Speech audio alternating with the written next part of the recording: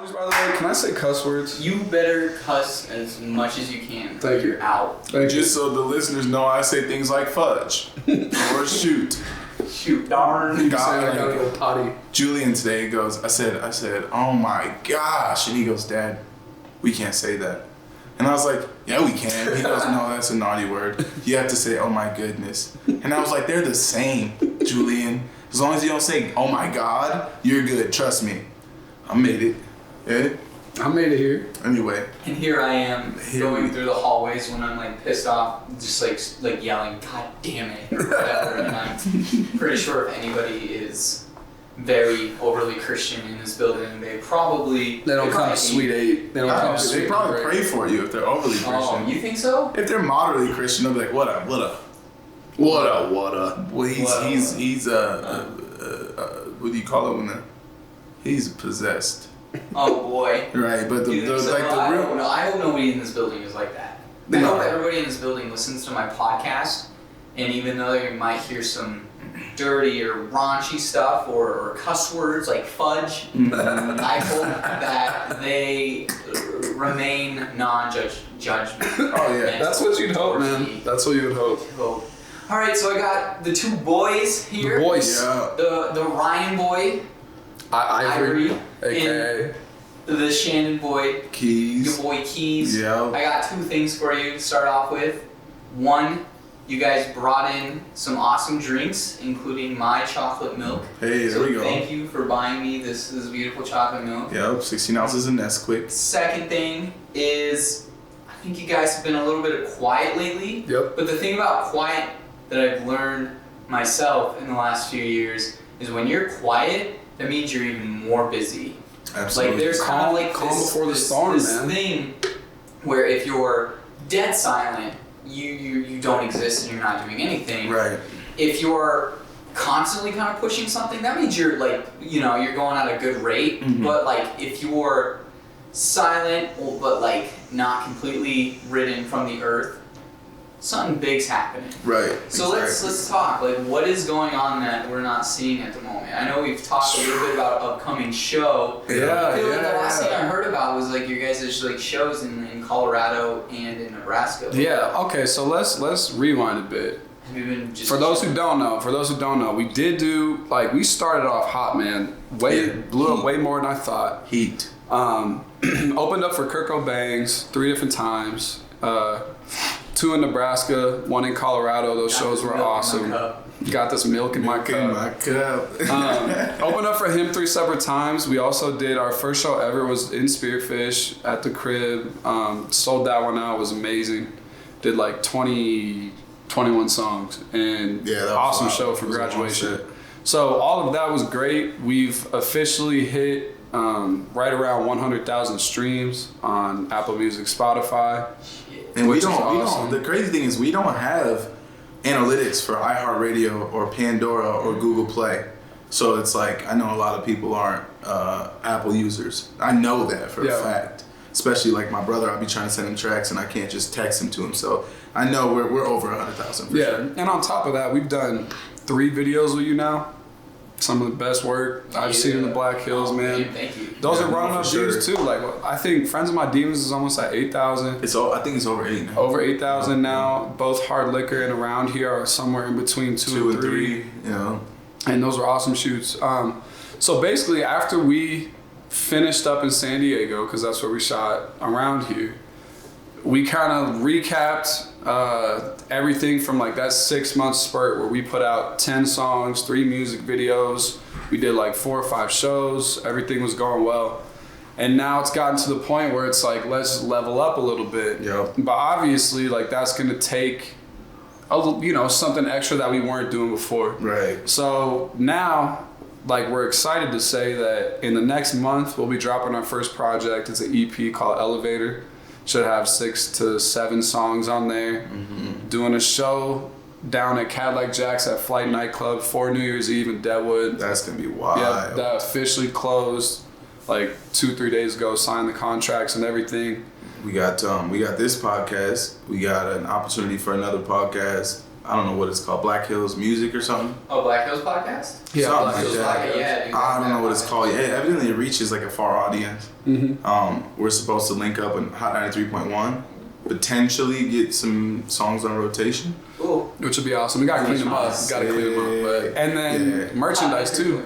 Merch, we got merch coming. Merchandise too. We're trying to get merchandise out. Well, we found like we found basically who we just signed as our booking agent. You know what I mean? Like our official booking agent. Shout out Jay Randy. Appreciate it. Shout out Jay Randy and Hyena Gang Entertainment.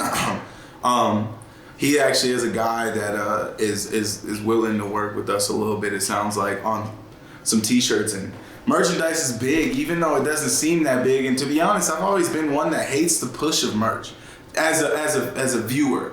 Like if I come to a concert, I don't want to hear between every song, like, hey, just so you know, that table back there, like the only table in the venue, you know what I mean? Like it's, you know what I mean? And it's got like CDs and sleeves, like it's like but at this point, it's like we've had a couple people contact us, and like with the ideas we have so far, I think the merch is going to be way more far-reaching than we expected. Yeah, and the nice thing is too is before I even forget, man, we got to give some shout-outs because this is a big thing. True. You brought up Katie Joe, man. Katie Joe, shout out, absolute angel, man. One of the most talented artists I've ever seen, doing great work in the Black Hills. She's going to be doing a photo shoot for us. Once we get our merchandise, she's doing a photo shoot for the merchandise. She's doing our cover art for our EP. She's going to be making flyers for our show. She did our first photo shoot we ever did for free $99.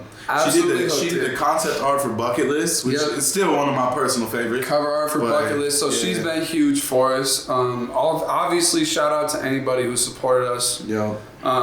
Family members, friends, all that good stuff. People who came out to shows. I mean, Trey and Lavender drove all the way out to Omaha just for the show. We had some people in Omaha come out to the show. They were living out there.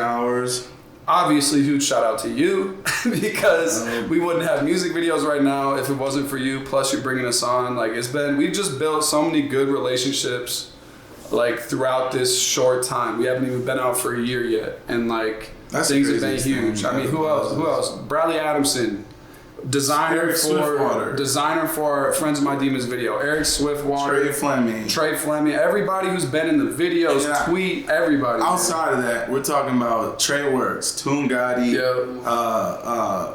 I'm slipping, but Buddy from Sioux Falls. Odzilla. Boy, that man goes. I definitely like.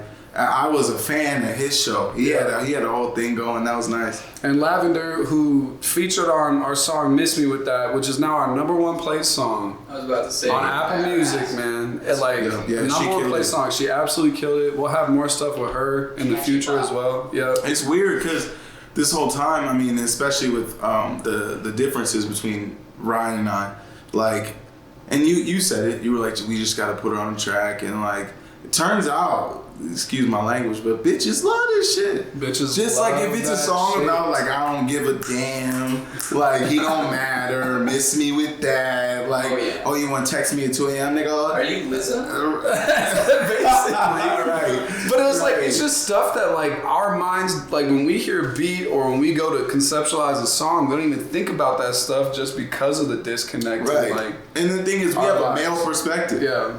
Like without Lavender, we wouldn't have.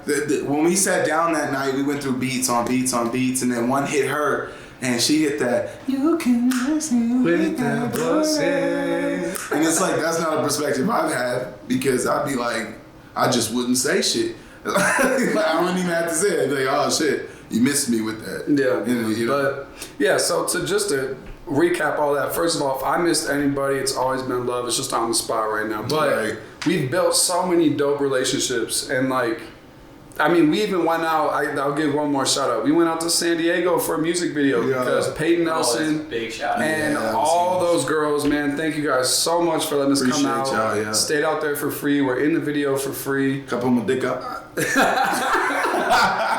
It was hilarious, man. That's a whole nother story, but it was hilarious, man. It was a great shoot. Like, the video turned out amazing, and the fact that our third music video took place in San Diego when we lived in a small town South Dakota. And big shout out to you too. Destin showed up, and like we wouldn't trust anyone with visuals. You know what I mean? Even if they're, I mean, not to say simple, but like just.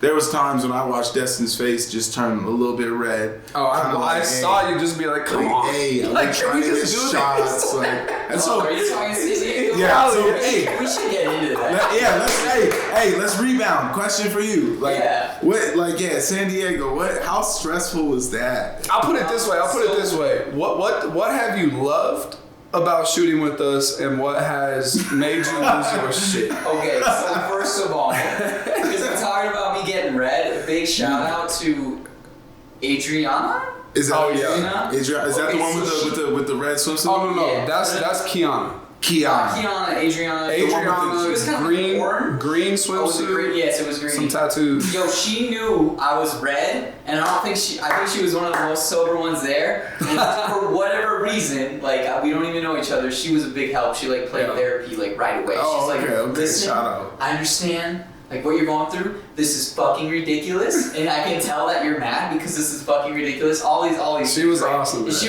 was like, she calmed me down so much. I was like, holy shit, I don't even know who the fuck you are. Right. I've just been shooting video of you for like the last 4 hours, and here you are, like you know that I'm upset, and you genuinely care about that, like about the situation, you know what I mean? And sobriety's nice too. She was sober enough to be like, I'm not just trying to blah blah blah. She was like, yeah, dude, I get it too. So, and this is like where it's hard for me because, as you guys know, you just bought me you asked me if I wanted something to drink, and I'm like, give me chocolate milk. So I don't drink alcohol like at all because like you're saying, I'm such a go person. Like I hate the feeling of alcohol because it brings me down, and I don't know how to react to that. I'm like, well, what's going on? Like I'm supposed to be like, cheers.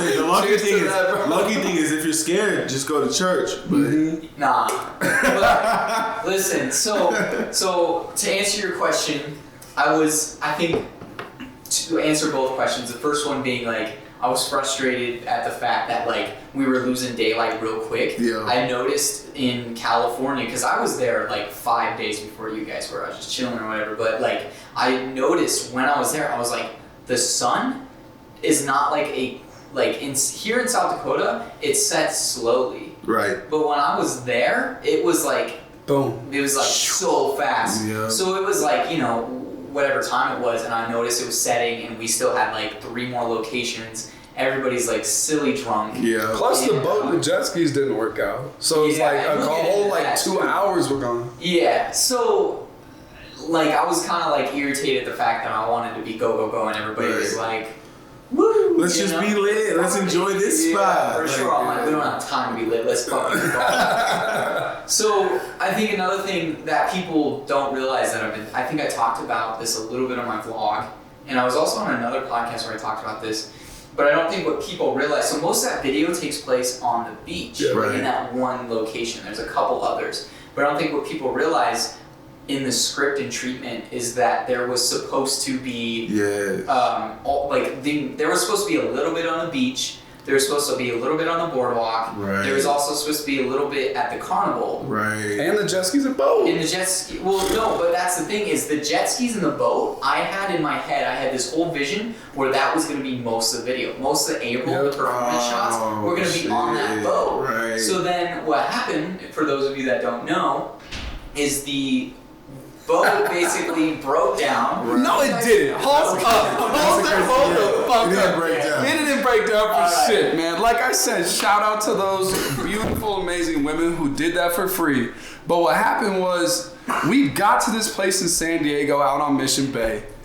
We had looked it up ahead of time, man. We put down a down payment, too much money. We had flown out there already and rented a pontoon boat and 2 jet skis. And so the whole vision in all of our minds was, we rent the jet skis for an hour, we rent the pontoon for an hour and a half. Yep. Me and Keys would both have a girl on the back of our jet skis. We would get some shots while you're standing on the pontoon of us driving around on the jet skis, slow-mo, like maybe try to get some stuff in there.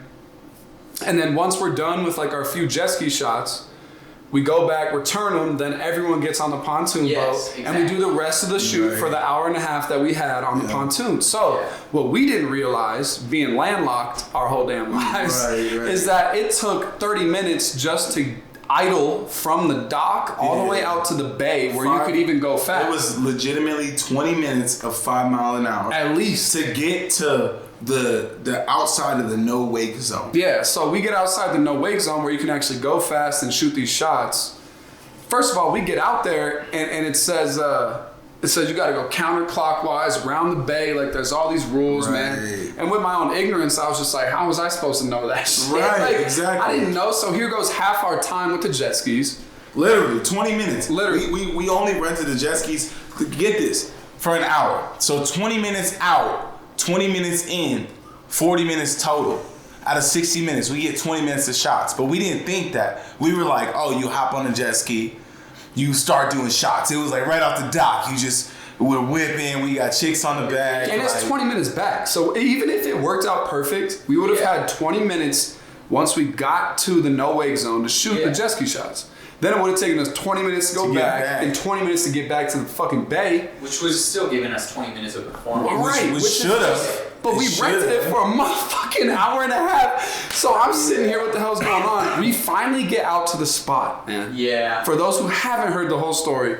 And the girls go, we were getting close to the shore, and the girls are like, hey, we should move out into the middle a little more. And the girls are like, the boat's not working.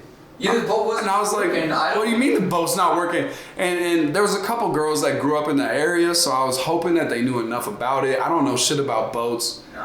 And I was like, well, try like turning it on again. Like, I don't know what else to do. Hey, put it in neutral. Do you remember what the issue was? Yes. They pulled pulled the emergency kill switch. The little red, it's a whole ass red little tangible item that goes to the wheel that's like... And they pulled that. They pulled it, so that's why it wouldn't start again. So if they would have put the kill switch back in and turned the key, it would have turned on. But the problem was, first of all, man, I don't know what the place is called, so I'm talking my shit really quick.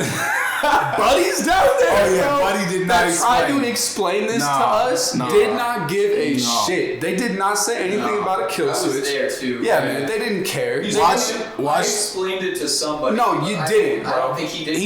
Remember when we were standing on the dock? He said, watch this. Yeah, I do remember that. He said, watch this 15-minute or 5-minute instructional video on what to do. And it was, yeah, we watched it. We had to, because we both had to sign up as potential drivers. And they took our licenses, but they never, was it like, if the boat shuts down and you don't know why it's not turning on, it might be this switch that you use in case of emergency. The whole video was, we don't want to get sued, so do all this stuff so we don't get sued. Right. And then they're supposed to explain it to us again when we were like about to leave. First of all, we got out there, they didn't even have 2 jet skis available. Yeah. So we had to wait. We had to wait. The thing is, we already signed the paper for the boat. So that was time that took off our boat time. Yeah. Because we had to wait for the jet skis. They were kind of trying to stall them a little bit too. Yes. That's right. But anyway, so we get out there. Everyone on the boat thinks, and mind you, me and Keys are on the jet skis with Peyton and JoJo, and we can't get close enough to the boat to hop on the boat because if we scuff the jet ski, they fine us more money out of our pocket. Damage. So the girls, first of all, we got all the way out there. You flipped your damn jet ski. Let me tell y'all what happened. No, listen, because I got dreadlocks. I did not want to be in that water. What happened was I turned, and like when I turned, I let go of the throttle because I was like, we need to calm down. When I let go, the wave that I created was like, where you going? And so I was just stalled, and I was already kind of on like a left angle tilt. So when that wave hit us, I didn't even look back at Peyton, but I kind of looked back at her, and I was like, we going overboard. I've never laughed so hard. It was a slow-mo fall. It wasn't supposed to happen. Like I just, and I did like a little 180, and all of a sudden, everything I had done was catching up. And when we were sitting here, I didn't want to press the gas and like go up this way. So I just kind of was like, it'll mellow out. And no, It was funny, man. But so long story short, kill switch gets pulled. We don't know what happens. Yeah. Me and Shandon are already over time on the jet skis, so we idle our asses back to the dock. We tell the guy out there, "Hey man, this what happened. The boat's not working. Can you send someone out there?" So he has to idle out. Yeah, you called. We called as well. So like, and and then they took like 30 minutes for like the fixer guy, whatever the fuck, to like get out there. We're like, oh my god, like, and I'm like pissed off because I'm like, cool, like this dude's been 30 minutes, 20 minutes, this dude isn't even out here. And so we're standing there. This is the funny part. We're standing there on the dock next to the desk where they sign everybody up. I know what you're about and to I'm say. looking out at the bay and this beautiful San Diego view, man. And a buddy comes back and he goes up to the desk and we hear him talking. They were like, "So what happened out there?"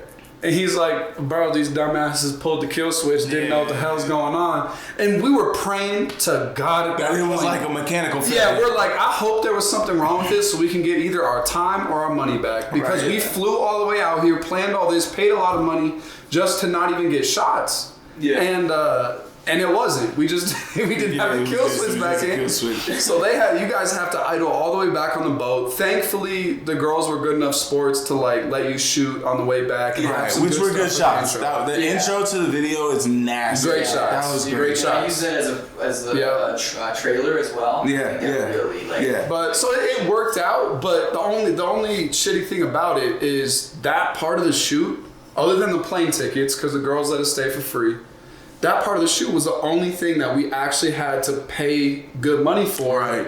So we were hoping that would be the best shots of the video. Productive. And that's like my whole vision was centered around that boat. It turns out we have to freaking walk our asses all the way over to the beach and do most of the shoot there, which again, bro, the video turned out insane. Your talent is just so you know, we still loved the video. The video was not lacking in anything. I wish we had more, but for what it is and what it was. So the feedback I got from the video was a lot of like the only feedback, like negative quote unquote feedback I've gotten was like, that's such a great video. The only thing I would say is I wish it had like more location. Me too. And I'm just like, trust me, like that was the plan. So I'm really glad we're like putting that out there because I think that's like just like a thing. And that's like what people are thinking, but it's like that was the plan. I'll be one to blame. Like when it came time to go to the carnival, let me tell y'all something. Oh my God, I spent Your boy was spent lit. 45 minutes. Hey. 45 I'm not minutes.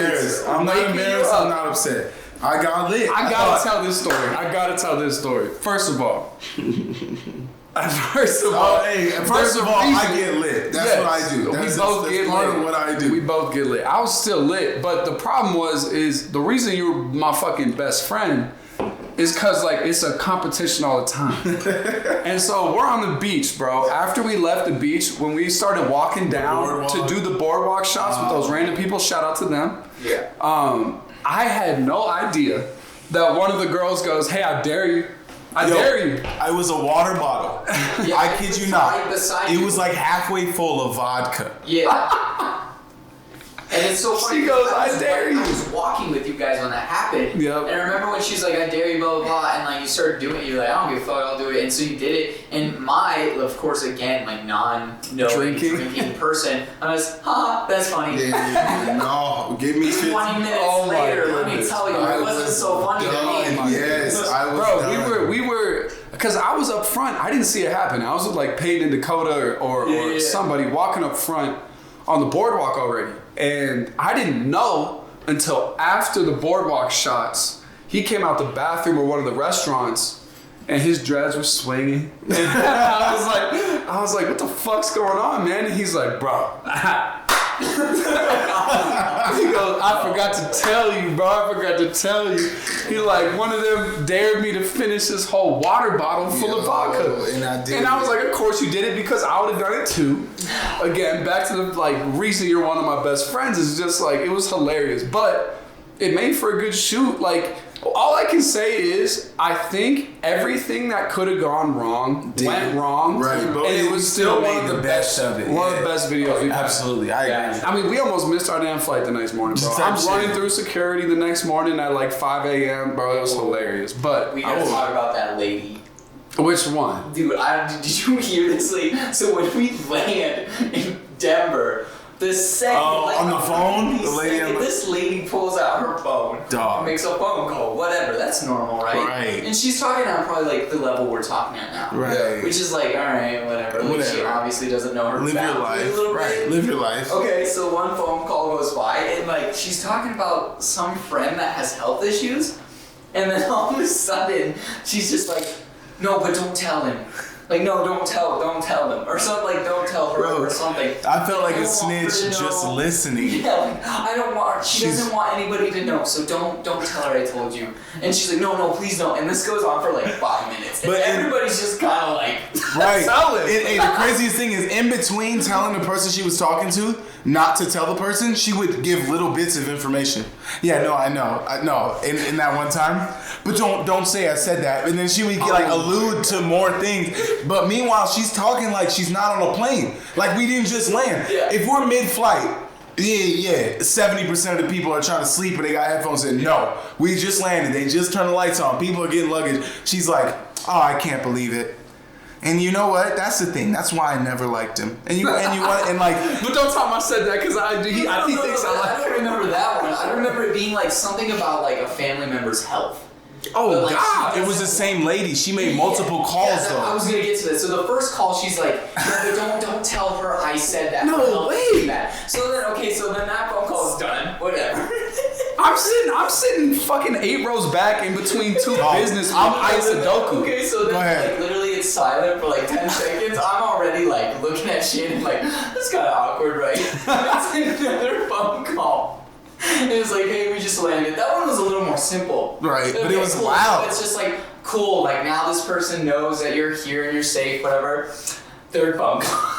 Bro, what the fuck? This little lady, she couldn't have been more than 16. I just landed, but don't tell nobody. Bro, don't tell. No, it wasn't like that. She was just. The second phone call was like, I'm here, yeah, we're gonna get like our Uber and then like hopefully be at our hotel, whatever. So that was like a normal phone call. But then the next one comes and it's just like chit chat. I don't know, is that something a 50-year-old lady would say, or maybe older? It would be chit chat. She's just like, yeah, blah blah blah, like all these things, and I can't even remember like what the next phone call was, but like it was just like, I remember being offended. Personal city. I was the third phone call. People around us are kind of like 3 phone calls. Lady, I counted 5 total phone calls.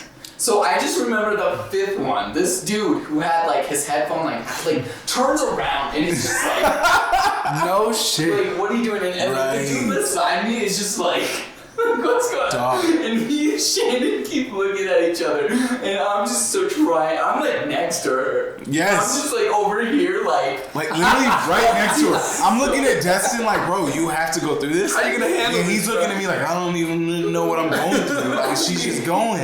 Dude, I remember you it being silent after that 4th phone call, and you rolling your eyes like, damn, lady, and then like, hello, Becky, and you just being like, what? Like, how do you have so many people right now to call? My specific moment was when I heard a piece of information that sounded like nobody's business, and then I go, and then right away she follows with, but don't say I said that, and I was like, dude, like whoever you're talking to right now doesn't know that 30 people just heard you give out like, you snitch. I just the second she made that 5th phone call, I seen you look around, the dude next to you was like looking at her, like I seen like the 3 rows ahead and behind, people just peeking their heads going, this what is too much. What is this lady? Bro. And I'm like, people would look at me and they knew they'd look at her and they were irritated. They'd look at me and my face was like pure just red. Right. And I got my hoodie around my fucking mouth and I'm just like staring at the floor, just crying, like tears coming out of my eyes because I'm so tired, and it's the funniest fucking thing in the world. And people look at her and then they look at me and then they smile, but they shake their head like, nah, this bitch, right? Like, and poor Destin is literally like, I'm talking. Cause I'm trying not to be rude. Right. That's that type of shit. That's that type of shit that like bonds a bunch of people without words. Right. You know what I'm saying? You're standing on the plane and you got 20 people looking at each other like this bitch. Low-key, no joke. It might be too soon, but like all of a sudden y'all are friends. Like World Trade Center shit. Like it was like everyone made eye contact and was like, this is. They're like, we're in this together. This is going down. This is going like right. So I remember we finally like got off the plane. I got off the plane before you guys, and I just was like, the second I got off, I like was on the floor. I was laughing so hard. And then you guys came out, and like I like went up to you. I was like, are you kidding me? That lady? Dude. And I brought like so much tears in my eyes. It was like the funniest goddamn thing. I wish I was. I swear to God, I was between two white males in their 30s that played Sudoku and talked about their businesses. Like, I was just like, oh yeah, but like I'm sitting in between with my headphones on, so the only shit I caught was like in between songs when the volume would go down. Yeah. They'd be like, yeah, and Jerry didn't make that sales call, so kind of put all the shit on me and blah blah blah. And then they started talking about guns. Then they started talking about Trump, and I was like, y'all sat next to the wrong one. I was like, you are lucky that you could gang up on me right now where I can't leave, so I'm gonna just shut up. But like it was not enjoyable, bro. I tried to sleep. I ain't got no neck pillow, so I end up on one of their somebody's shoulder, and I'm like, sorry, bro. Let's go back to sleep. Back a couple times, I was like, Ryan, dead. Yeah, I was out. Yeah, I was out. I wish I could be. I don't. So back, because I want to know this personally. Yeah. So, obviously you've expressed some frustrations. What is it that we need to keep doing? What is it that you love about shooting with Ivory and Keys that like what have we done to like make your job easier that we can do? I was like, you started looking at me. Time out. I get lit. You know how many times Destin would look at me and be like, you can't do the lyrics. And I'd be like, I ain't from around. And he'd be like, just, and I'd be like, I could tell that shit. Like, I just can't help it. I didn't even tell that story either. Like the other shoots had no problem. The only thing I was a little upset about is like, okay, all our scenes are except for the beach scene is in the garbage. Thank God we can go to the carnival and we can get this final shit. Nah. Shannon ain't waking up. Destin, you have no idea how hard I tried, bro. Dude, hold on. I punched him in the face. I punched you in the face. I punched you in the chest multiple times, shaking your leg. And the funniest part about all this, bro, is while this is happening, Shannon's sleeping on the couch in the living room of Peyton's apartment because that's where he slept. Every night we were there, he just slept in the living room. Excuse me. And so he's passed out 7:00 p.m. Back at the crib. I was like, okay, like he'll get his little rested, his nap. Right. Usually he rallies, no problem. Knowing him, I was like, when we go to do these carnival shots, we'll probably get another drink. Yeah, good to go. We'll probably get another drink because he's cooling.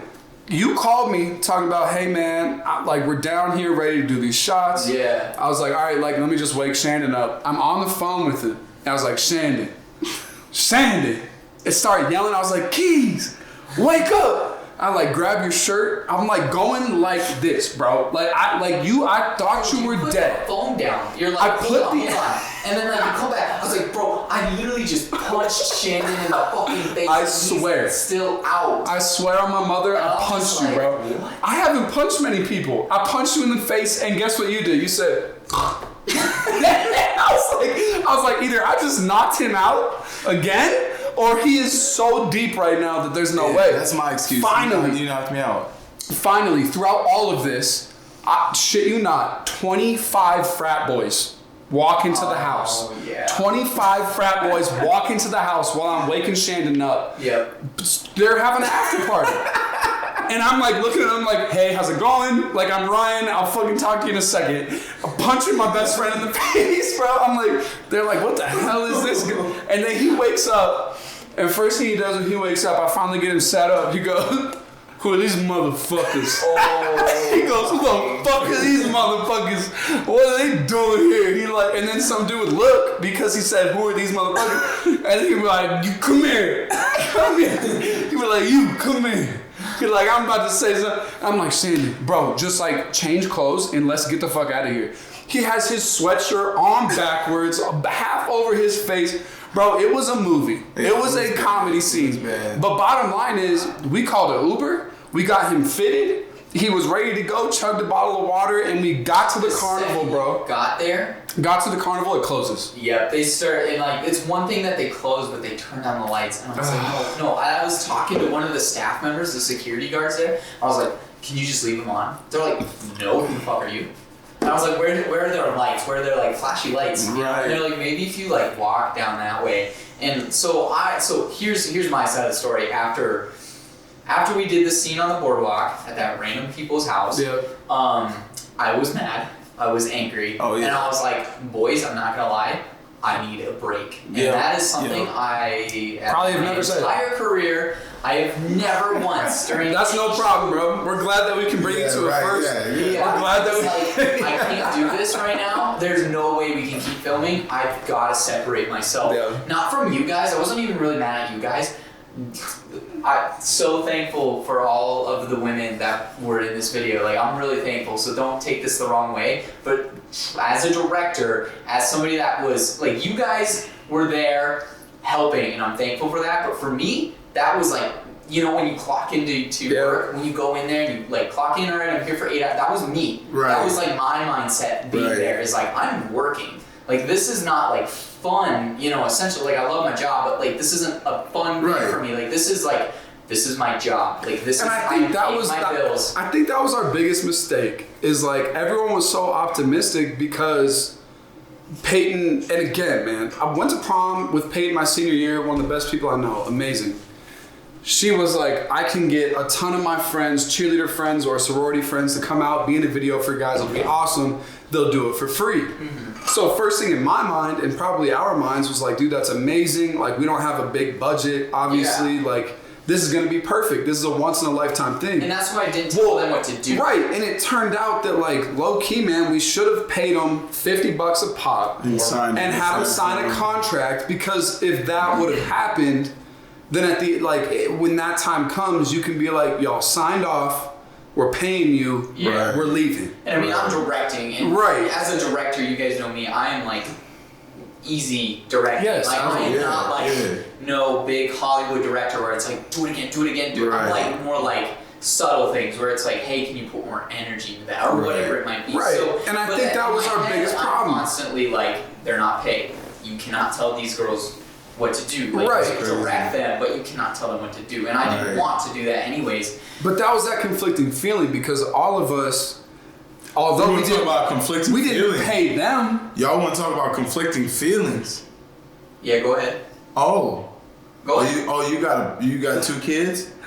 You want to leave your wife at home with 2 kids while you go to California on a business trip? You got a bunch of San Diego State cheerleaders that want to be in your music video? Yo, talk about conflict. I couldn't touch or look at nobody too long. I was about to say, if anybody, a fun thing to do with the Around Here video is to not watch the video, but just watch Shandon. I've done that too many times. Too many times. Hey, I did ask. It reminds me of a middle school homecoming dance where you gotta leave room for Jesus, and they brought the little ruler out. They brought the ruler out, and he back here like this. Hey, most of the time I was just watching everybody else. Like, oh, y'all look like, hey, shit, here we go. All right, so you did good, bro. Did I tell you this? Somebody replied to like when I sent. So every time I release a video, depending on the size of the video, this one was a huge video, obviously. So I sent it to everybody. I got a reply from a friend. Do you want to know? Did I tell you this already? No, but I don't Okay, so her replies was basically or what did she say? She's like, her reply to the whole video that I directed in San Diego, like so big, right? Her reply is, the black dude's married, isn't he? And I'm like, I'm gonna dap you up on that one, because that means you did well. I did do well. That means you did well. It is why. And she's like, I can tell. I can tell. Yeah. I was like, holy shit. I'm not mad about it. The only thing is, it's so hard, especially like within this industry, and wanting to be. First of all, bitches ain't why I'm doing music. I'm doing mostly for money. Fame is cute. I would like to be famous. I'm not even gonna front. I won't sit here and lie and say I don't want to be famous. To look my name up on Twitter or Google or whatever and see that it's trending, or like that people care about my life, the little 27 years I spent, I would love that. That would make my day. A lot of famous people will be like, I wish I was never famous. I can't even get a bagel and coffee, whatever. But the money, like don't give me 10 million. Because it's security. That's what I mean. I got 2 kids now. 10 million. Oh, what college you want? Yeah. Oh, what tutors you want? Where you want to move? Yeah, I don't gotta do nothing. Don't matter. As soon as I make enough money, granted, I still want to push music. I think I fell in love with music because I heard music that changed me as a person. When there was times of like deep sadness or times of elevated elation, there I connected with that artist. But well, and I think that like the fame, the coolest thing about the fame when that comes, speaking it into existence, is that it gives us the platform to spread the message that we've been trying to spread already. Right. Because both of us, as different as we are, which that's a great conversation we can get into. I was gonna say, I'm pretty sure he already got that right. Yeah, great conversation we can get into later. As different as we are, it brought us to the same focal point in our lives at the exact same time. And like both of us agree that we'll do what it takes to get to that platform. But once we get to that platform, then it's go time. Well, then it's us time. So that's where I run into roadblocks. And it's not that you're incorrect. I will do what it takes. But it's funny that when the video came to San Diego, California, and I could have done whatever I wanted and been whoever I wanted, somebody commented, because I'm in the correct. I was literally like, I ain't from around here. I'm basically swimming. Yeah. I was like, Bo, I'm not trying to get caught up. And I don't think it's bad. I think it becomes a struggle because I do want a good relationship with my wife, and I hope that music takes off, and when the day it does, you know what I mean? Like, there's gonna be women that like me. You know what I mean? And that's not me. Let me tell you first though, I'm a milk dud. You hear me?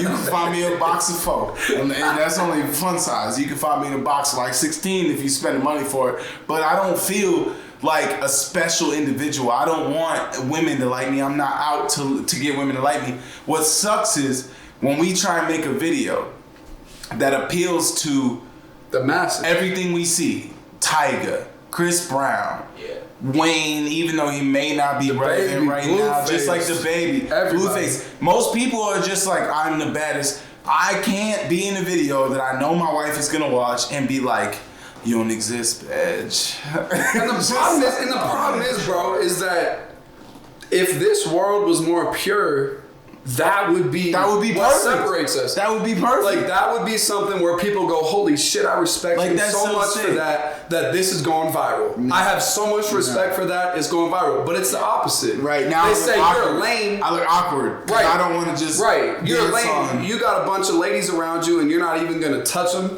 Like no, you know what I mean. But it's cool. It's cool for me knowing. Yeah. Because at the time I was single, and like it was cool for me knowing that. Like, I gave myself that freedom, to, like, have fun with it and do what the girls were comfortable with and, like, make the best video I could. Yeah. But it's cool for me to go back and watch and be like, I'm in a partnership and in a group with somebody that has so much respect and, like, cherishes his relationship so much that even when it comes to the video that could make us pop, he's still going to create those boundaries. And, like... That is something that you'll hold true, I'll hold true. Oh, yeah, I'll have your back to the day I die, bro. You saying that. Like, it is crazy how genuine that is. And the day that becomes not genuine, that's the day that Ivory and Keys ain't Ivory and Keys. Right, that's the thing. I can't never not be me. Yeah, like, we're not going to change for nobody, bro. We're just banking on the fact that we're not special, but we're unique. Like, we're unique enough for people to be like, damn, man. You can go back to the Hard Liquor Friends with My Demons video. Yeah. And I rock this ring every video because you won't catch me caught up. You know what I mean? Yeah. Like, I'm not out here pretending I'm not married. But we also, at the same time, while I'm trying to pretend, I shouldn't say pretend. It's not that I pretend I'm not married, but somehow... the knowledge and the experience that we have and everything we've been through, I have to shed that, right? Yeah. But it doesn't matter if it's not what the mass wants. We can get 6,000-7,000 views. Yeah. But if there's no ass shaking, if there's no calling a woman a bitch, if there's no just dealing drugs and like there's cops in the video, it's not the same. And it sucks because I am not willing to even in video. I know it's not real, but I can't commit to that like behavior. You know what I mean? Or like to do that because it just don't feel right. And it will never feel right. So what's interesting about you saying this, and I was literally just having this kind of same discussion with Josiah LaFrance, if you know who that is. He's from Rapid. This morning is like, so it's interesting that you say like what the masses want is like, you know, the booty shaking, blah blah blah. But want to know what else is like really big with the masses right now is like just relatableness, right, and being genuine. So you might not be like appealing to the masses in the sense of like, you know, you're not touching the women or whatever the hell, right, but you're still like you're still giving the masses what they want because you're being real with them. But that's the thing, bro. It's like you look at, we always go back to the same point. When J. Cole came out with Work Out For Me. Yeah. When J. Cole came out with Work Out For Me, there was a couple. The world low-key shut down. Yeah, like it was an absolute We got a number one good hit. thing. And there were a couple like legends in the game, man. Like a couple big time. I know Nas is one. That one hurt me.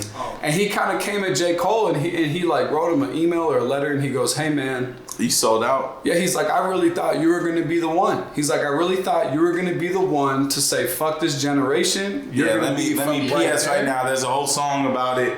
It's called Let Nas Down. It's on J. Cole's album. But yeah. Yeah, and so basically what Nas said was like, hey man, like I've been watching you. We thought you were going to be the one to like really carry on true rap, like not selling out for nothing. And so J. Cole has to write this song, and not only the song, but he replied to him personally as well. In the song. Yeah, and he goes, the only reason I sold out is to get to the platform I want to be on. Yeah. To spread what I want to spread. But he also said, I thought you did it too. In the song, J. Cole basically says, I thought you did it too. Yeah. So it's like he wasn't necessarily calling Nas out, but it was a situation where as a listener, it's like J. Cole was like, not only did I want to be you, I wanted to be better than you, but at the same time, like, how are you gonna say I didn't quite meet your expectations when you did the same thing that I'm doing currently? And you look at, bro, like. So when was this? 2016. 15, 16. It was when I was in high school. No, it was like 15, 16. It was probably 14, 15. It might have been 14. But I'll say 14, 15, 16. But still, I think that's still like a big difference, like then to now. I feel like right now, because what me and Josiah again were talking about was the fact that nobody like wants idols anymore. No. Like that's not a thing anymore. Like because you think about like idols in the '90s, you think about like people looking up to like Blink-182. Right, and you know the crazy thing about idols in the '90s is they were groups. Yeah. They were never individual idols. Well, often. Let's go back to 2008 then. Like you've got like Lil Wayne and like Drake's coming up, and those are still idols. Fair. Think of who's like big right now, like Billie Eilish, Post Malone. Like these are people like, you know, even Lizzo. Lizzo's a great example because these three people that I just mentioned, they're not the type of people that you're like, wow, larger than life. They're the type of people that you're like, just like me. Right. Except for Lizzo. They're no different than me. I don't think so. I think Lizzo is super relatable. I'm gonna be real with you. I got issues with Lizzo. I'm gonna be real. Well, I don't want to talk about that unless you want to. I'm gonna say this before we move on from this, bro. I pulled out my phone because I wanted to make a point. There's a lot of people out there that when we first started making music, they were super on board because of how relatable it was. Okay. And like how truthful it was. And people loved it, man. But the problem is like, we never heard from the people that weren't on board until we really started dropping shit. And all of a sudden, like some of our close friends, ex-teammates, people that were in group messages with, all this stuff, all of a sudden they weren't sharing our stuff on socials. They weren't sending it to nobody. Which is no one's fault. It's no one's job to share our music. But when you have a bond, when you have friends, even if they're acquaintances, that you indulge conversation with, that you spend time with, and when you push information to them, you would hope that they would, especially So basically, what I'm saying is like, again, that's not their problem. Yeah. If they don't like it, they're not required to share it. But in a certain sense, it's like, even if you don't like it, I wish you would for the people who would like it. Or at least just tell us why you don't like it. Well, so the thing is after a while, like we started interacting with these people more and figuring out like, hey man, like, did you hear the new song? And we could read their energy. We could see what they're like feeling. And we're like, so what is it? Like, what is it that we're missing? And they're like, look, man, like your music is super real. Like it kind of makes me sad. Like you talk about a lot of shit. And they're like, a lot of times I don't want to think about that. I would rather listen to something that makes me gets feel me good. jumping, that makes me happy. Feel good. Like I don't want to have to spend the portion of my day that I listen to music feeling bad about everything I'm going through, or feeling bad about what somebody else is going through. Right, and so the reason I pulled out my phone is right now at this moment, not including the EP we're going to drop in a month, we got 10 songs out on all platforms, plus Around Here, which is on YouTube. So there's 11 songs of Ivory and Keys out right now in the world. Yeah. Up Downs, You Won't, and Around Here are the only songs that we have that we purposely strayed from what we call our bag. Like the bag that we unzip and we pull out of that is completely what us. What 3 songs again? Keep saying again. It's Up Downs, You Won't, and Around Here. Right. Those are 3 songs they're just not Ivory and Keys. They're just not Ivory. And I've heard some songs too that I'm thinking of. You probably know which ones I'm talking about. Would those be not in the bag? You can tell when it's us. You can tell when like we spend time to be emotional, because that's what music is, vulnerability. Yeah. When it's just words that rhyme, then it's not important. But when it's words, like he said, we've had people comment to us like, I love the music, it's just too deep. Like I don't want to. It's almost like, and that's where we're like, that's the whole point we're trying to get at is right now in our generation, people are too afraid to really indulge in themselves and find themselves. Everything is extrospective. Like you need to be introspective. Right. You know what I'm saying? At least that's what I believe. It's like you need to dive so deep into yourself. Into your own self. Like fuck the world. Yes. Yeah. Nobody's doing right until you know yourself. Am I allergic to peanut butter? All right, that's first level, right? That's literally first level. That as far as layers go of like. Are you? No, I eat peanut butter all nani. Hey, I eat. But it's like there's layers to it, and it's like allergies. Like this is what I can't do because my life will not allow me to. If I eat peanut butter, I'll die. Boom. If I do this, I'll be distressed. And then you get to a basement level where it's like if I admit to myself that it's not okay, but I'm not upset with it not being okay. It's just that like it's dead. It's just that like I want to absorb the idea of someone else not being okay. You feel me? And it's like that's weird, exactly where we are. It's a weird spot. It's sad because we have to go from the point where like the people we grew up on, the people we idolize, plus it really comes down to who we are and why we connect. Like that's why our music is something different. In my opinion, is because like you're right. Like our experiences have led to this point, which makes us something special. But that isn't always what the masses want. Right. Yeah. So it's like, but the reason I brought up that shit about we have 11 songs out and 3 of them aren't us. That's where we want to stay in. That's good. We want to stay in the level where about 15 to 20% of our stuff is kind of stepping outside ourselves, kind of being like, okay, we understand that like the stuff we put out isn't for everybody, so you know what? Like we're gonna adapt to you. Yeah. We're gonna make some club bangers. We're gonna make some weed songs. We're gonna make some shit that's different than who we are. We're gonna make some stuff that like you can put on in the car. You don't have to feel shitty about yourself. You don't have to think about your relationship, your love life, your dead family members, nothing. We're gonna let you have fun with us for a little bit. But the bottom line is, the day that we get on, like the day that we reach that point, I'm trying to I don't care if it's the masses, I don't care if it's 10 people. We're trying to reach the people who have been through similar things we've been through and need help. Yeah. And we want to be the reason that like they make it through it. That is the bottom line. To be honest, and I don't mean to cut you off. I know you have a point to make. But that was my point. No, I mean him. But I'm Destin. But what I'm saying is like the similarities go from. And I'm gonna put it black and white. We're on this podcast. This is live. This is real. I've been through homelessness many times. Not like one time during the Depression or after 9/11. My dad lost his house. No, like homeless shelters and assisted living shelters and days without eating and walking through cities to get to a homeless shelter and showering with naked ass grown men and just like things that kids. Mine and my older brother's age shouldn't have to experience, right? Yeah. But the music isn't necessarily about that. It's more so about the idea of connecting. but no one wants to connect no more. And the thing is his relationship with his life is different, because as much as I used to wish for his life, which I never knew until he told me, which I wish I had a family with a house. That's it. Boom. That was my one wish. It wasn't about food. It wasn't about comfort. It was just like, I just wish I could wake up and have a system.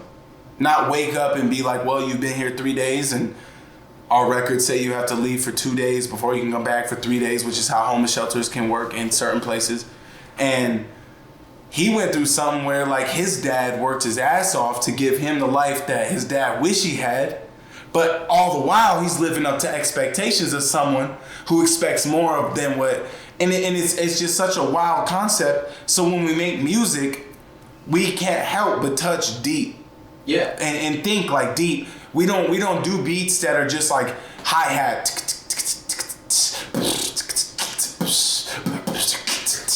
Yeah, right. Yeah. Flex on real quick. But I'm just saying though, we can't do beats that are just like joyous, because even though we're both still young and even though we're both still experiencing like this whole beautiful thing that life has, our past are what make us. The future isn't what makes us. We feel wise beyond our years.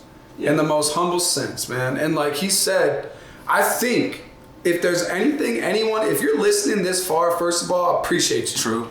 If there's anything that anyone were to take from this, from our standpoint, it's that we are two people who came from two opposite ends of life. Literally. And literally. We exact found, opposite. Exact. And we found the common relation between those two lives and made it into something that we hope anybody and everybody can relate to. And like the cool thing is, we're proof, man. We're living proof, black and white, literally. Absolutely, black. literally, it's both opposite sides. Ivory and keys, white and black. Like it's. I came from a place where 16-year-olds were driving Mercedes fucking Benz. They were driving BMWs and Porsches to school. Like, and although no one believes it, I came from a place where 16 was the age to reach. I know it don't seem like it because I talk proper, but. And the cool thing is, man, is like I found myself, the lowest points in my life were the times when society told me I should be the highest. And the lowest points in his life were the times that society ignored.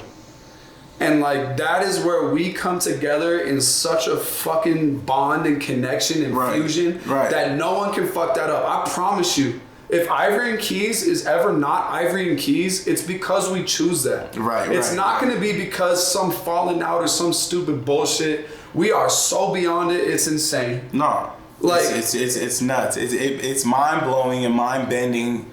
Especially, I mean, I don't know, as you as being the sponsor and like the. You know what I mean? Like the how do I say this? The host of this situation. I apologize that we haven't really given you a minute to speak or whatever. Second, I don't need to speak. This is your but, guys. That's why you have two microphones now. But he's exactly right. Like it's a bond that can't be broken, because that's why our music. It's a bond that can't be broken because of what we've been through, and that's why our music isn't tailored to people who want to take Xans and take X and do Molly and be lit. Our music is tailored to people, which is all people who have a moment of weakness or a moment of a lack of structure or a moment of like questioning. Like, we don't know. Nobody knows.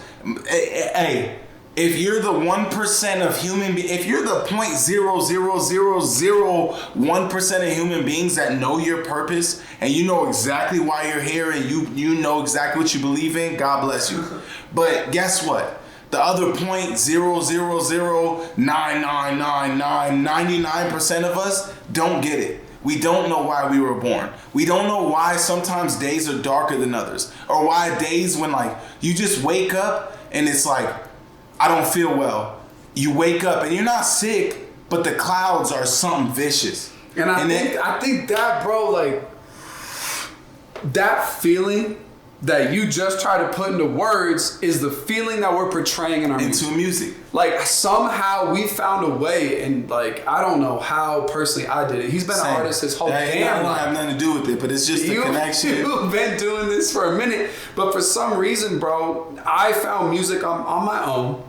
He was an inspiration, first of all. I heard his music before I even met him and was inspired, but I didn't even find music till maybe 2-3 years ago and started writing stuff. I felt like I was good. I felt like it was going well. But until we linked and made our first song, which is called IDK, it is to this day one of my favorite songs to listen to because it's a real ass conversation. Yeah. We talk back and forth until the chorus hits, and then talk back and forth. Chorus hits. Great song. We haven't released it yet. For those of you that have heard it, know it's love because not a lot of people have. But like the feeling that he was trying to describe, where you wake up and you don't understand some stuff.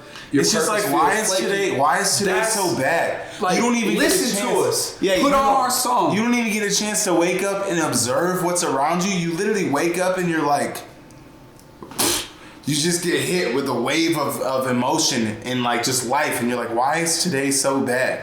Yeah. That's why we don't fit in the spectrum of what popular music is because no one wants to admit that we all wake up and we go, I don't want to go to work because I don't like my job. I don't want to go to school because I don't like my peers.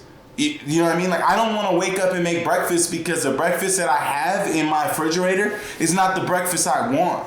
Like, and it's, that's what sucks, is because people would rather listen to someone talk about money, cars, drugs and bitches, and be like, I got all this, and what they want to do is spend their little last ends, their little last $30 of the month going and buying cheap alcohol and hanging out with friends that have cheap drugs. And I'm not taking shots at nobody. It just sucks because our music is so pure. And I only admit that because I know, and I swear above and beyond that it's honest. I've never been more weak than some of the lyrics that we spit. And and the last thing, to wrap this point up, the saddest part about all this is the only reason people buy those things, do those things, and avoid realness is because they're going through the same shit we're going through. But we're making music for the people who choose to confront it. Yeah, exactly. We're making music for the people who choose to not want an escape and not want to ignore the shit that they're going with. Just address it. Address it, and not only address it, but have the faith in yourself to attack that shit. Right. The awareness. Go after it. The awareness to understand that your sadness is not some like semi-biotic thing that you're built with. It's something you can achieve. You can overcome sadness.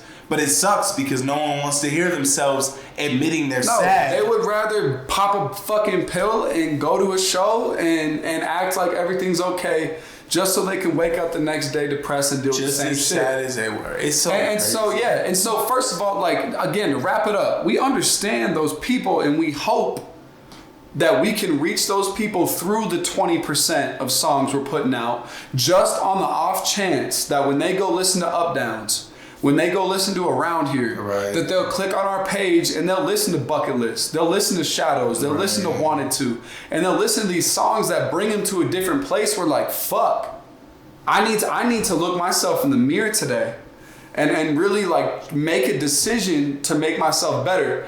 And like that, I'm glad we got here. I'm glad we got to this point because that's why we do it. You know what I mean? But so that's like, I don't even know where we started. Yeah, we went on tangent. But I think that's gold. I don't think it's bad that we did that. Yeah. I was just saying, I don't think it's bad. It just sucks. It sucks to be, for example, I'm 27 years old. I have 2 children. My son is 3.5. My daughter's 5 months old. And my wife is the most beautiful thing that I've ever seen, and she will continue to be the best thing in my life. And I want to commit to music. I want to spend hours away from my family. I want to take time off work. But what sucks is when we spend so much time on projects and we spend so much energy to change people, and what it turns into is we're not popping. Yep. And it's like no one wants to look in the mirror. No one wants to actually accept the fact that none of us are okay. Nobody. It's not a single person on this planet that doesn't go through insecurities within 24 hours. Am I too tall? Am I too short? Am I too skinny? Am I too fat? Do I sound weird? Am I stupid? Am I too smart? Like, there's literally so many insecurities, and it sucks because what we want to project and what we want to give the world and be a part of, it's not that we're just, as Ivory and Keys, we're not just trying to give the world a product and be like, accept it or you don't want to accept life. But it's like we take it in two different perspectives, and we narrow it down to this select group of people, which isn't actually select at all. It turns out that's the vast majority. That's why we connected in the first place. And it just sucks that it's not popping bands, fuck a bitch, get a trick. But what really sucks is, bro, like, we could do that in our sleep if we wanted to. But we don't. We don't want to do that shit. I don't want to act like I'm some fucking party animal. He don't want to act like he's some thug. No. Like, bro, we are real ass human beings with real ass lives. We're living in a small little town in South Dakota, but neither one of us, both of our stories are a lot bigger than this place. Yeah. And I promise you, the stuff that we've been putting out, and even more so the stuff we're going to be putting out, is top tier, man. Like, and all things, hey, let me make this one thing absolutely clear for the podcast and for you, Destin. 9 to 5s don't bother me. I will 9 to 5 my whole life as long as my family is straight. I don't care. But working for somebody and being treated like shit for a corporation or a company, not my alley. Yeah, I'm still in school, bro. I put in 4 years as a quarterback of a team that didn't want to fucking win. I put in 4 years where they brought me in as an 18-year-old and told me, this is your team, and we lost every single game. I put in 4 years with one winning season. Mind you, Shandon was an all-conference receiver of mine, but I put in all that time just for the second that I left the team. Nobody looks at me like I'm the person I am. Nobody acts. If I walk into the fucking Young Center, the gym, nothing, nobody acts like I am who I was. Right, so what is this music for? This music is who I was supposed to be. Right, why would one song define you? No, like you, basically, again, I'm going to wrap this up one more time. Yeah, I want Destin to speak because I'm excited to hear what you got to bring up.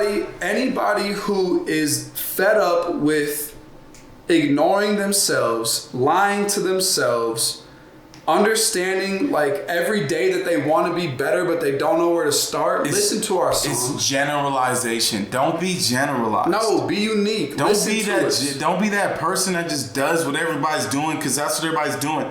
Don't just get a job because everyone has a job. Don't generalize yourself. Don't stop doing what you're doing because no one else is doing it. Like, be exactly who you're supposed to be. Dead ass. And if our music means anything, that's exactly what it means. Do not give up. Don't generalize. Don't quit. Don't be like everybody else. And at the end of the day, I'm so confident. I would not be 27 with 2 kids and a whole ass full-time job still spending my time and money doing this if I didn't believe that there's a purpose. So do not stop feeling like you have a purpose. Do not generalize. Hey, we got a break for you. Every 2 out of 10 songs, we got a break for you. That's true. You don't have to listen to the sad shit. Because I ain't from around. I ain't from around. You don't got to listen to the real shit. You can bump us just like everybody else. You can put us on in the club just like everybody else. But what we truly want to speak is real shit. We want to connect with life. We want to connect with people. That energy is universal. So absolutely. Fuck yeah. If you listen this far, go email us. Go message us and just say that like you're with us, man. We will respond, repost you, show love. Like, we are nothing bigger than anyone in the world. So like, real shit, thank you. All right. Next fucking question. Let's go. Look, we're already like 3 hours deep. That's like, hey, I ain't got no more questions. Y'all busy. No. We're only an hour and 10 minutes. Can you believe that? To be honest, do you have time or are you? Oh yeah, I don't care how. Oh, okay. Well then, hey, podcast. I ain't never been so comfortable. Let's go. Let's go, Destin. Okay, so first of all, my question is, how do you feel about what all we just said? And that's a part to the A-B question. Not only how do you feel about that, but how would you reflect on? Are we being honest? You've heard our music. Do you think it reflects the feelings that we said. So first part of the question is, how do you feel about what we just said? To be fair, I didn't even answer Ryan's last question. Oh, true. Here we go. What was your last question? You asked what do you guys basically, do yeah. good when I'm directing and Oh like, shit! I thought you did, cause you was like, Well, I fuck you, Keys. No, he was like, fuck you, Keys, and I was like, fuck you. We're setting up. You tell not me. forget that question though, because I do want to answer it. I'm gonna answer this one. Yeah, real you tell quick. me what you love, what you hate. As a director, what I don't like, especially in music videos, because it's like, actually, what you all just said is what I love about directing you guys, is the fact that like you guys are genuine, and so therefore when you're doing the music videos, you portray yourselves, versus me having to be like thinking about Chris Brown or Tyga and being like, nah, like you're being too you or whatever, and I don't have to do that because your music is not that. So I mean, with Around Here, you guys did great, and with Hard Liquor, I mean, That was, you know what I mean? that's gold, and I'll never question Like, it. That's my favorite. So man. That's probably my favorite That's too. what I love. Is honestly like, I don't have to direct you guys because your music is genuine. I say be yourselves, Right. and everybody hopefully knows how to be themselves. So then you're just saying, okay, I'm gonna be myself. And so Right. that's then I film. You guys be yourself, and it turns out how exactly it should be. Right. That's what I love. Versus, you know, I mean, I haven't yet, but, well, I don't know. I'm trying to think. Like, if I was trying to direct somebody that was pretty, like, you know, like, let me say that I was in hip hop, but, like, my style was, like, trying to be, you know, Lil Wayne. Can you imagine a director with me? Like, you guys know me. Yeah. I know. Don't Lil go to Wayne. the city, bro. I know Lil Wayne, so like that's what I'm saying is like that director would be like, dude, you need to like go take confident So lessons do you or something. feel like as a director, do we what's the word I'm looking for, to like be like someone else? Do we portray, or do we not necessarily pretend to be? There's a word for it, but do we like do that? Do you feel like we try and be someone else in the footage? No, Which, and I know you already confirmed it by saying that we're just being ourselves, but I just want Yeah.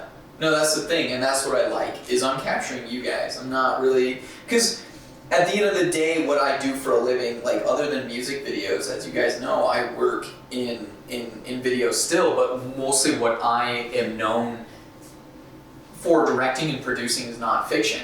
So even a lot of the commercial work I'm doing, like for example, the last commercial I did for like Nelson Chiropractic, that was Shout out Nelson, shout out Bjorn and Devin, man. You guys gave me a and job. Hans. And Hans, man. You guys gave me a job. Everyone at the front desk, Jess, everyone in the hot room. If you are listening to this or watching this, thank you. You guys have made a big impact. I hope you know that. Boom. So anyways, like for example, like that commercial I did for them, that's like we're doing like a documentary style commercial. So they're like talking about why they are in chiropractics and their passion for it, and like why they love helping people, why they got, and it's all like real, right? So then another commercial I did was Pinup Parlor Tattoo, and that was also nonfiction because I'm not like, hey, fake anything. It was just like they're gonna do a tattoo, I'm gonna film a bunch of stuff, and I'm gonna make a commercial out of it. Done. It was nonfiction.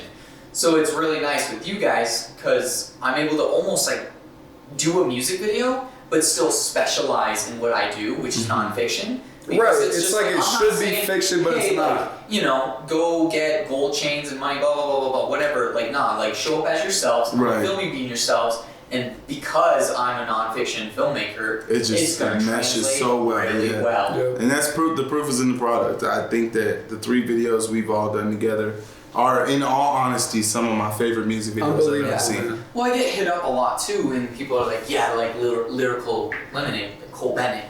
And I tell them right away, I'm like, that's not me. Like, I'll let you know right now. Like, I can do effects, I can go crazy, but I'm just letting you know, like, right now, like, Cole Bennett, I think, specializes in taking artists. And he's and making amazing, him, man. Yeah, no, Oh, it's really sure, good, like, but it's good as different. God, but It's a He's different format. I think that if you guys wanted that, I don't think I would still be your guys. well, so here's what I'm gonna say is, right now in our like level of our careers, we should be making videos that are true to us, because the day that we shoot with Cole, Yeah.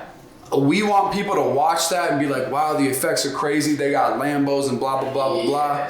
And then I want them to go back and watch Hard Liquor. Yeah. I want them to go back and watch Friends of My Demons and be like, okay. Actually meet these people. Right. Like, this is who they were. They shot with someone who knew who they were. Yeah. Like, they had a really good sense of, like, themselves, and that's going to make them feel like not only can I relate to them, but also... I know them. But also, I know. Yeah, I know who they are. I am part of them. And the Cole Bennett video, that's something they can work towards. Yeah. Like, anyone who's trying to be in our field, anyone who's working towards a dream, like, if we can get to that level, being from a level where it was ground zero, 100% ourselves, and we lucked out having a videographer. We got lucky.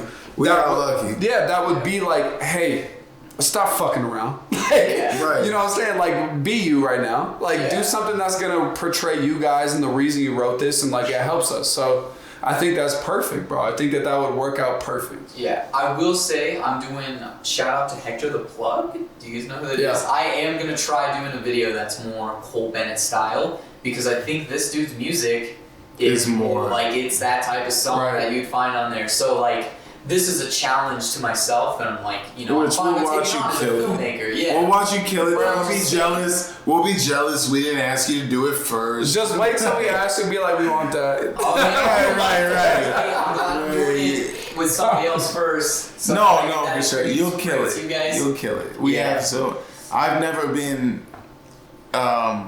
It's not just honesty. I've never been so proud to like as soon as a video comes up. For example, my wife, and she works at Tin Lizzy. Yeah. And she brought up like, hey, and at first I was like, oh, y'all need a motherfucker. Oh, y'all need a commercial. I was like, hey. And I don't know where that's going or whatever. It's not my business, but real well. But no, same with Nelson Carlos. That's what I was gonna say. You it's know, like I had said, hey, like hit up Bjorn and he'll probably like move we have forward. so much confidence and just trust and like belief in your work as the purity of it, as far as shots, as far as your production, as far as your ability to find the right angles, the right shots, to take the best of thousands of hours or whatever, hundreds of hours of shots and be like, I'm gonna break this down and make it the best image.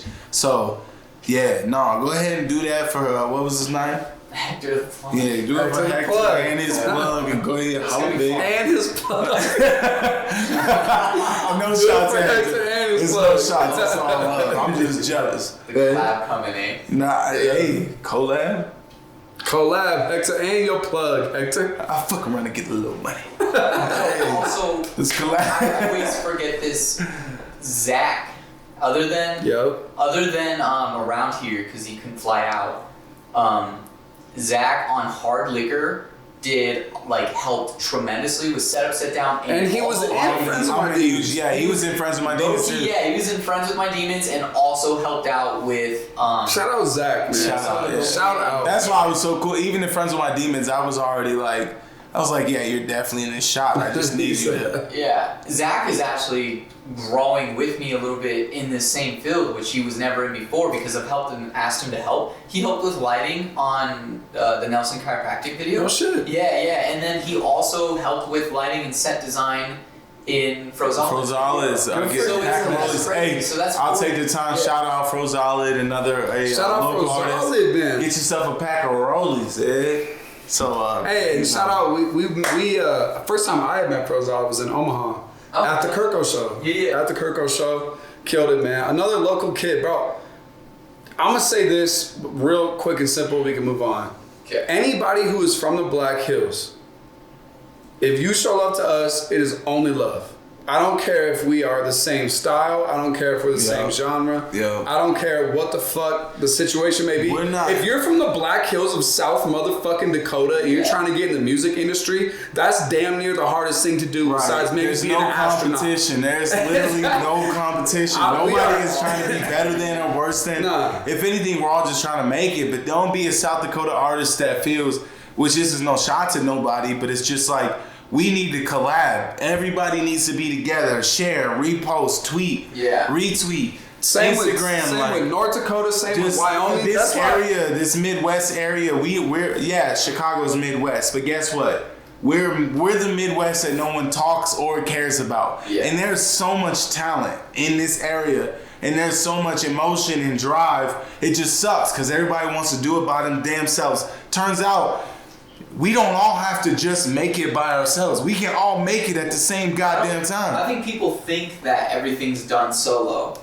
You know what I mean? But we just talked about Bradley, who did all the like clothing for that stuff. Friends of my demons. Yeah, and then we've got and that's some shit where like people aren't realizing the full picture. Like, oh, these guys aren't doing it solo. And Brad, he was a guy that we both played football with. Good player. Yeah. Pursued some stuff after college as well. But like that's the dude. He been reposted on Chris Brown's Instagram story because of his fashion sense. Well, yeah, he's just so we had a dude who was doing our fashion design that was posted on Chris Brown's fucking Instagram story. That's something he could go into for the rest of his life. Right? Who would have guessed a South Dakotan? Which he's not South Dakotan. He's from Cali. He's a Cali but he was in South Dakota when he got reposted, and it's like I feel like a lot of people would just hate on that. Yeah. Just be like, oh, why is he getting? And it just sucks because like people act like people from states they don't recognize as like important. It's like they're not relevant. People. It's like they're not even relevant. It's like they're behind the times. Bro, a lot of us aren't from this place, and even if you are, it's not like you're locked in a box. It's not like you live on But it's like, but we can't hate each other. No. We're all in this place that no one knows. You ask a Floridian about South Dakota. Yeah. I promise you, 1 out of 10 will say it's in the Midwest. They'll laugh, bro. 9 out of 10 will be like, South Dakota's a state. I just watched fucking Jack Harlow's Instagram and Twitter. Yeah. Jack Harlow from Louisville, white dude. Yeah. Who I have watched from the jump, listened to from the jump, still follow him, all that stuff. Got a lot of respect for him. Yeah. But I remember one of his interviews he did, they were talking about like, hey, so how do you make it from a place like Kentucky? Yeah. And he's like, to be honest, the internet has given us a place where you can make it even if you're in Wyoming. Yeah. And he said Wyoming. Now he's on tour right now. He had to drive through Wyoming to get to the next city. Mm-hmm. Posted a picture of where he was on Apple Maps. Yeah. And then posted a picture of outside his tour bus, which us three know what Wyoming looks like. It's nothing. Yeah. And to me, I was like, damn. I guess technically you're giving Wyoming a little bit of shout out, a little bit of clout. But like, bro, don't act like just because there's less people that there's less talented people. Like that there's no people. Like, bro, Toon Gotti and Trey Works put on a hell of a show. They're cold as shit. Bro, they rocked every show we ever been to. They got great music out, great content. I remember Toon Gotti's putting out work with Trev Rich right now, who's out of Denver. He just did shit with G-Eazy. He got nominated for a Grammy for the Spider-Verse soundtrack.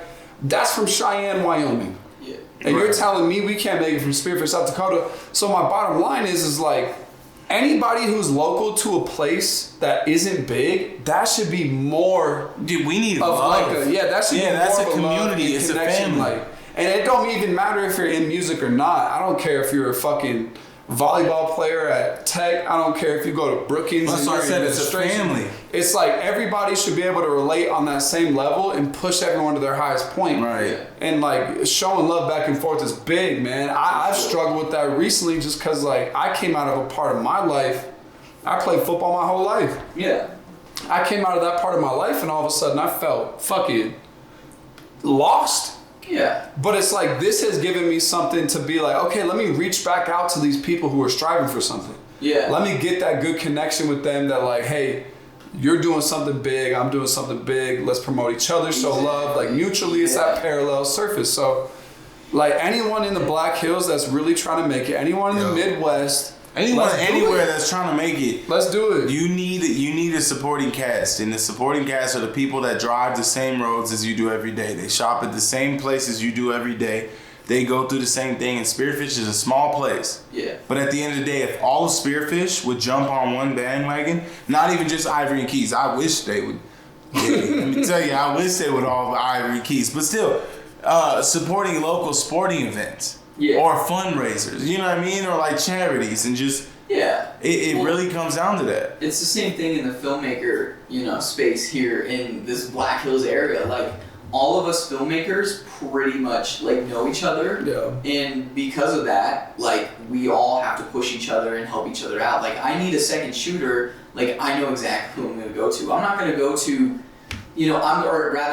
I'm going to go to the same person that would, quote unquote, be like competition, right? Right. But that, like, it doesn't matter because we're here in Black Hills. It's good for both of y'all. There's no NFL draft for filmmaking. There's no NFL draft for music. Yeah. So it's like, no, like, I can't take on this wedding. Like, here is Dylan Murphy, you know what I mean? Like, I can't take on this music video. Like, hit up Reed or whatever it might be. Like, I need more people, but like, we're all in this together. Right, and it's like, here's who could be in this area. Like, if I was in LA, obviously it'd be like, choose me, I'm hungry as hell. Right, but that's a whole different style. Right, we're lucky to be here. Yeah, for sure. We're lucky. We had so much opportunity. It just sucks that it's like being an outlier. For example, not a student, not an athlete, and I hate to disrespect South Dakota, but not like a rancher or a farmer. Yeah. Then you're an outlier, and you have to work harder to get people to follow. Yeah.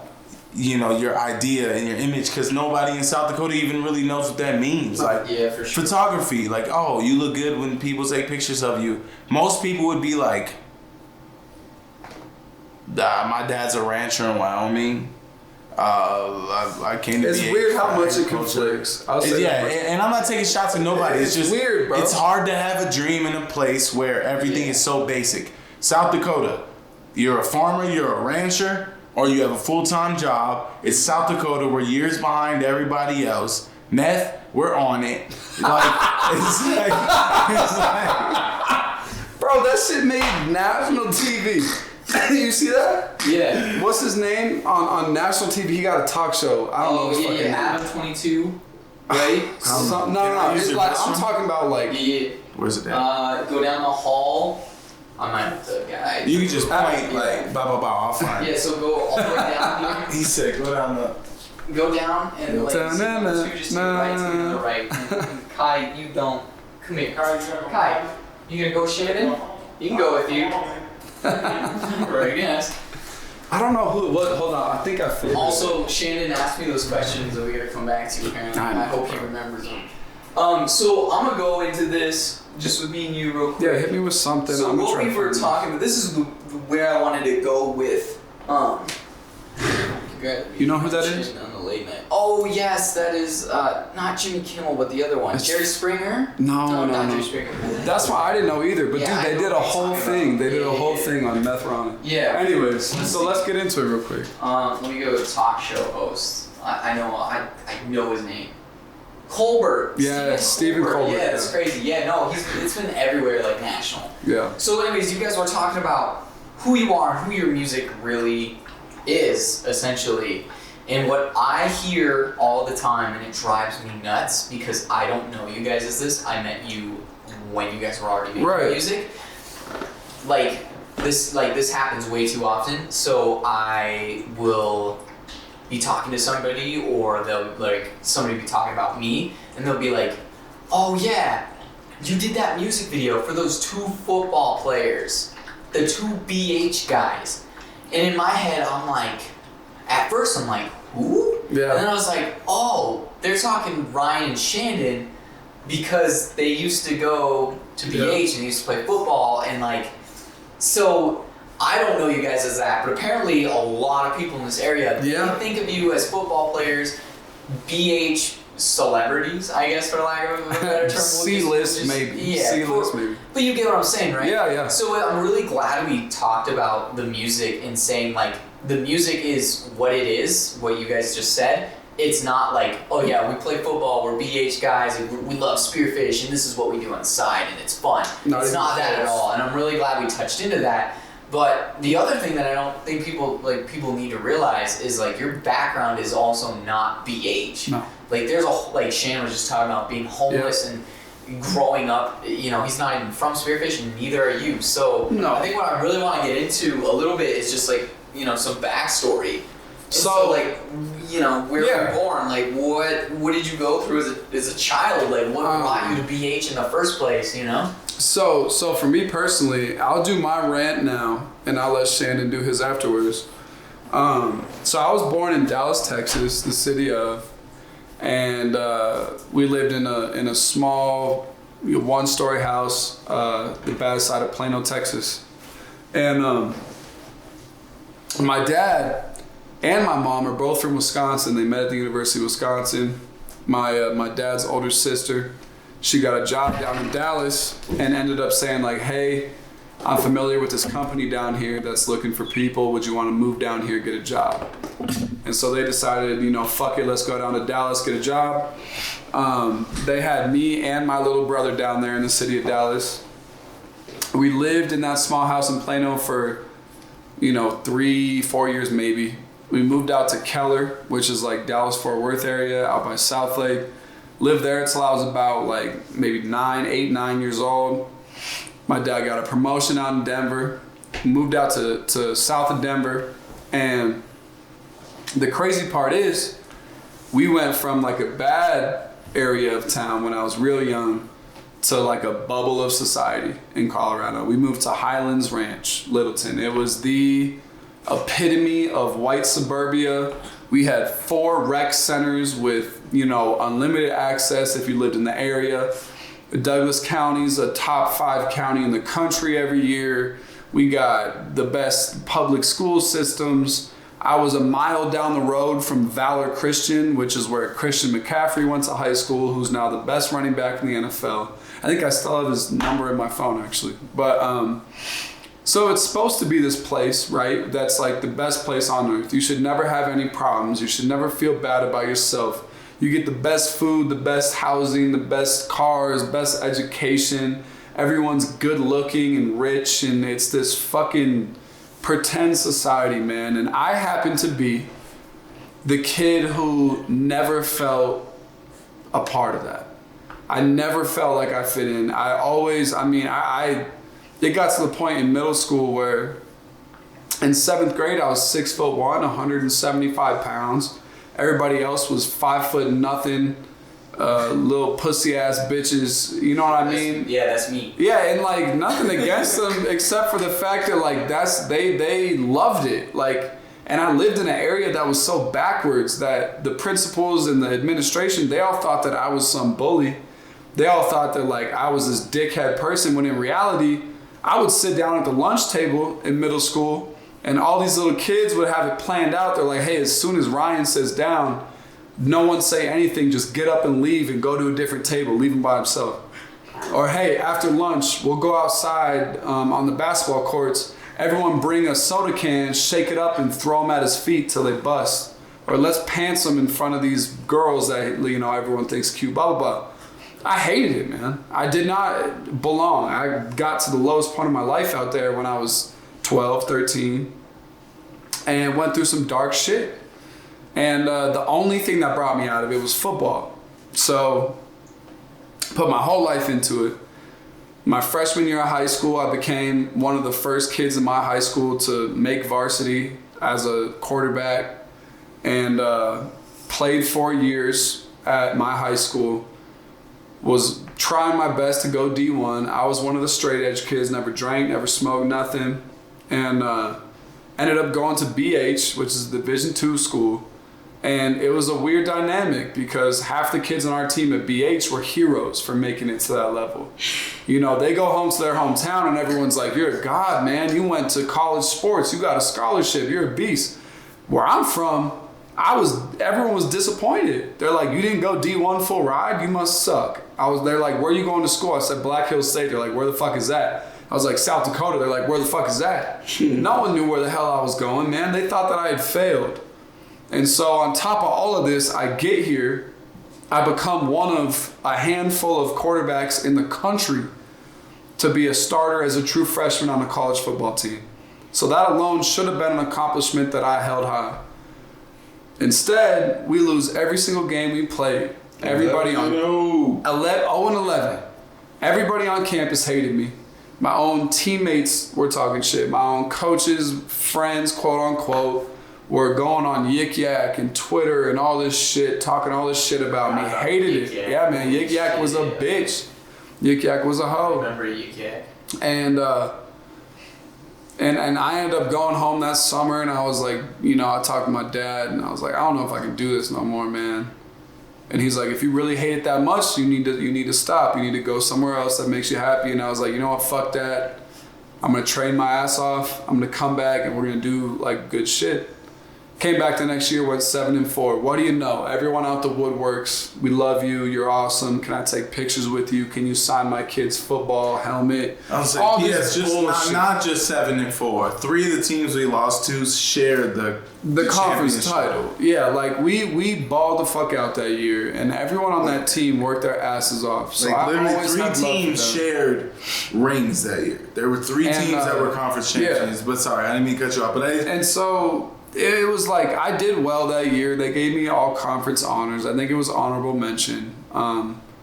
You know, there were a couple guys on the team that got first team, second team, blah blah blah.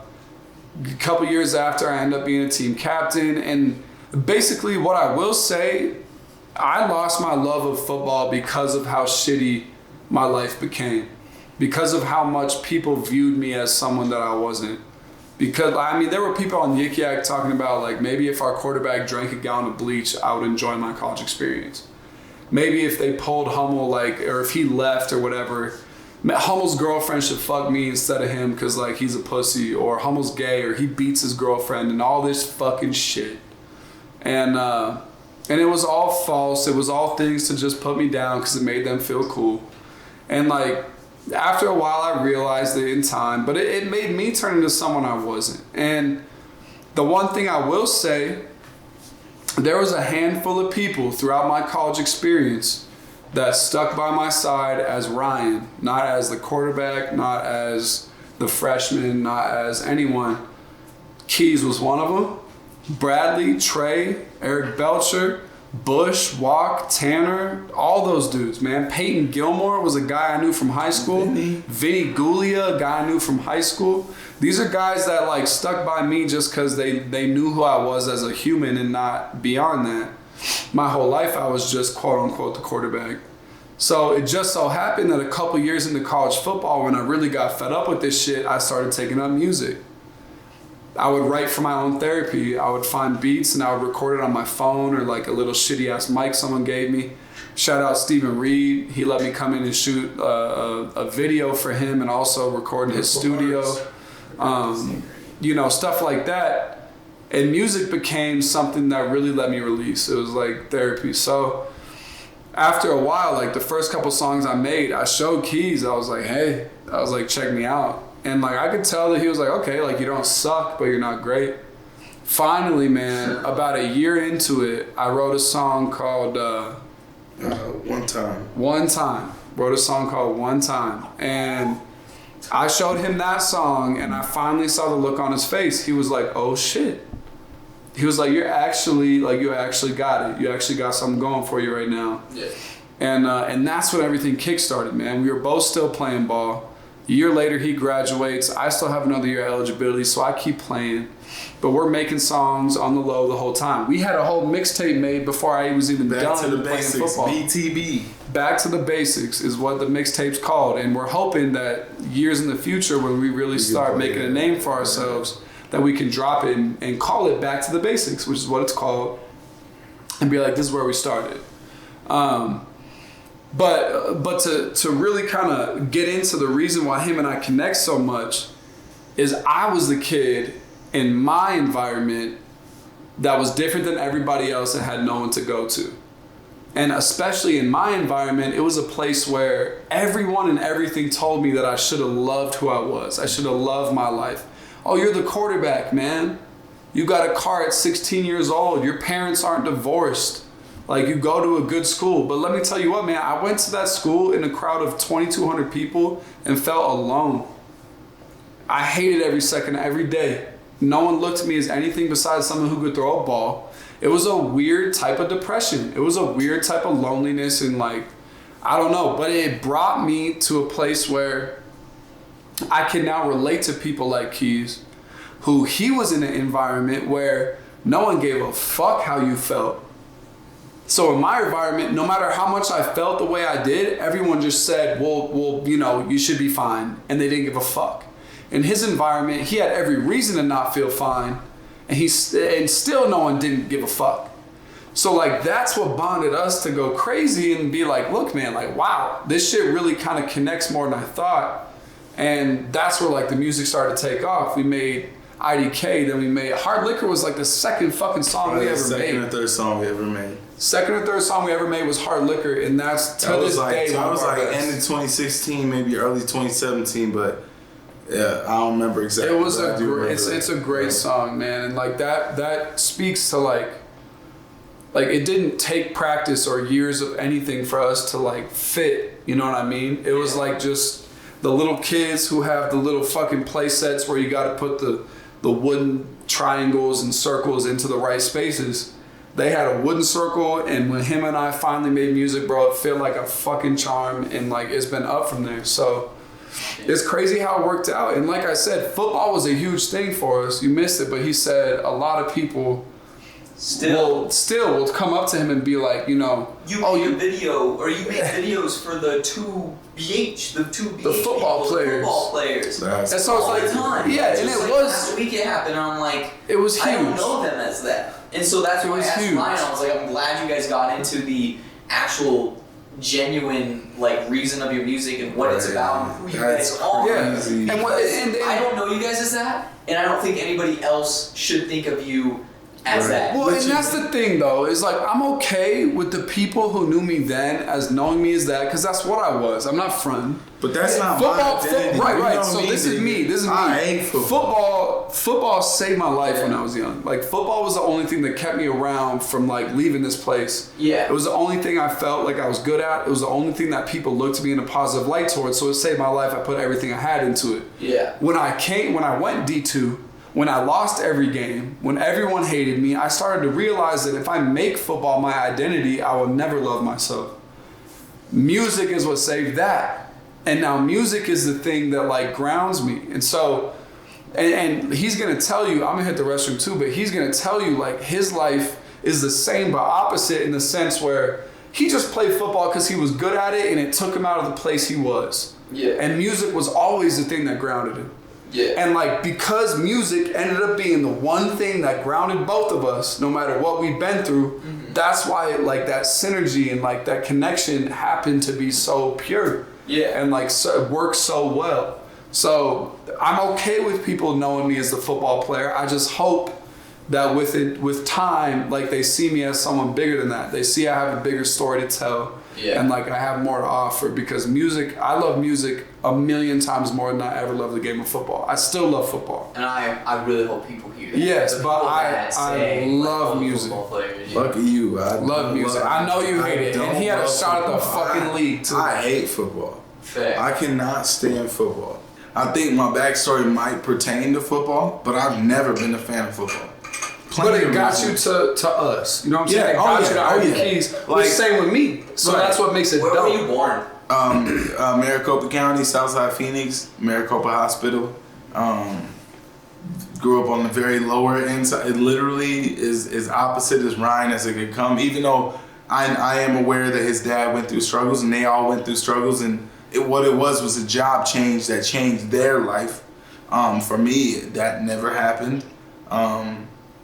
Whatever happened between my mom and my dad, which I'm pretty understanding of. My dad's a very aggressive, very passionate person, and I understand it. All love for the D. Yeah, my dad is dope as shit, but whatever he was going through when I was born, and whatever my mom was going through, and however he treated her or she treated him, the only thing that really fucked me up is that I have a relationship with my family and my kids, and as a mom, she low-key just gave custody to my dad, knowing whatever the situation was. So my older brother Shelby and I grew up in a very aggressive, hostile environment.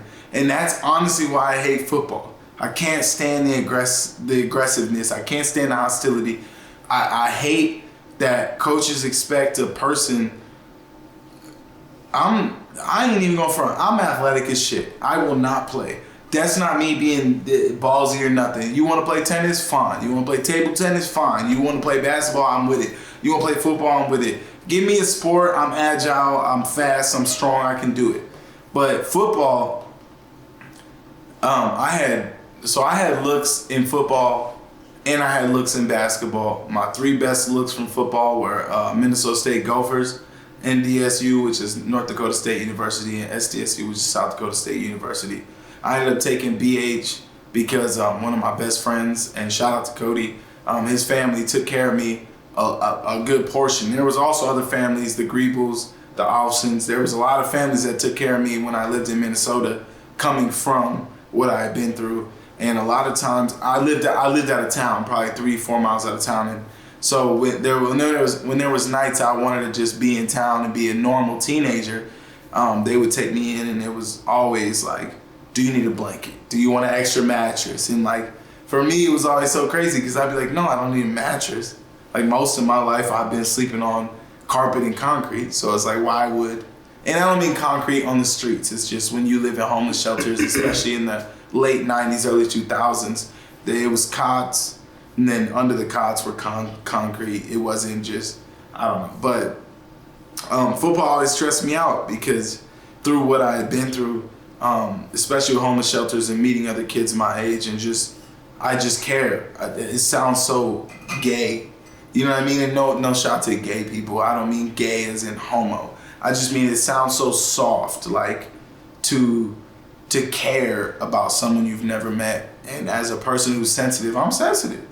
I'm not no longer am I sensitive, but as a kid, I was very sensitive, and like, being homeless and not having much, and there was a lot of times where it was helplessness. And so with football, it just bothers me that coaches, first of all, take a fathership role. It's not a leadership. They feel like a father. They feel like they can tell you what to do, when to do it, and how to do it. Me, I know exactly who my dad is, and that nigga will fuck anybody up who doesn't feel like they're my dad. You know what I mean? Like, so it was always hard for me to accept criticism from someone who wasn't like my dad. And it sounds so shitty. That's why we're all fucked up mentally, is because no one really knows what the world wants of us. We all grow up in our own situation. Your dad, for example, very hard-nosed, grew up with a dad that was hard-nosed. And it's hard for them to raise us in a way where it's like, what's the word I'm looking for? Where it's like blooming. Our parents didn't necessarily bloom. It's hard to walk the line. And especially for our parents, who's our grandparents were their moms and dads, like, they were very hard on our parents. So that when they reflect on us, they don't really know any better than to be very hard on their kids. And so football's always bothered me because I've never been an aggressor. Have I been strong enough? Absolutely. Have I been fast enough? You can bet you. Haven't been smart enough? Check the test scores. But like, that feeling of just like hatred and just anger and just like that thing you get in your stomach when like the ball snaps, I've never had it. Most of the time I was just like, I know I'm as good as everyone else. I know that I can do what needs to be done, and I'm gonna do it. But I would test as your quarterback, when that time came, you chose to be the best you could. Right. And there's no way you could be a college football player without choosing that. You know what I mean? Right, but but I've seen you in every other situation in life, and like, it's never been what you've chose. So it was cool to meet you at a place where like, bro, that aggression was the only aggression I ever could show. Right, and that's crazy. That aggression for you've you, seen it. Yeah, that aggression for you was like, I'm only doing this because I have to, not because I want to. It's paying for my schooling. Yeah, my kid like, gets daycare. Yeah, and that's what, like, football. I will never hate the game of football because that's what's brought me and Keys to the point we're at now. That's what's brought me to the person I am now. So without it being that sentimental, right? Like, I hate the game of football because what you do is you take young men with mental instability and you tell them what will make them better is by being more aggressive, by making this play, violent, by hitting harder. It's literally violence. And don't get me wrong, I'm not afraid. Hey, podcast. Hey. I'm not afraid of violence. What I don't like is being told that the only time I'm worthwhile is when I'm more violent than someone else. When I have a lack of care for my body and their body. When I don't think about 2 seconds ago or 2 seconds from now, the only thing in my mind is make this play. That doesn't work for me because I can't just switch on violence, partially because being the younger sibling to my older brother and my dad and everything we went through, I was always the last one to catch punishment. Whether my dad would spank my older brother and he would spank me, right? Then my older brother would be crying and stressed out and then beat me up, right? And then I always get hand-me-downs and everything just came down to me.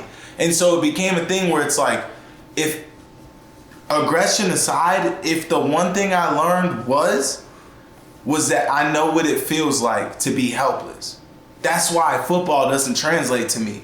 Because I don't know what it feels like to be confident and big dick swinging.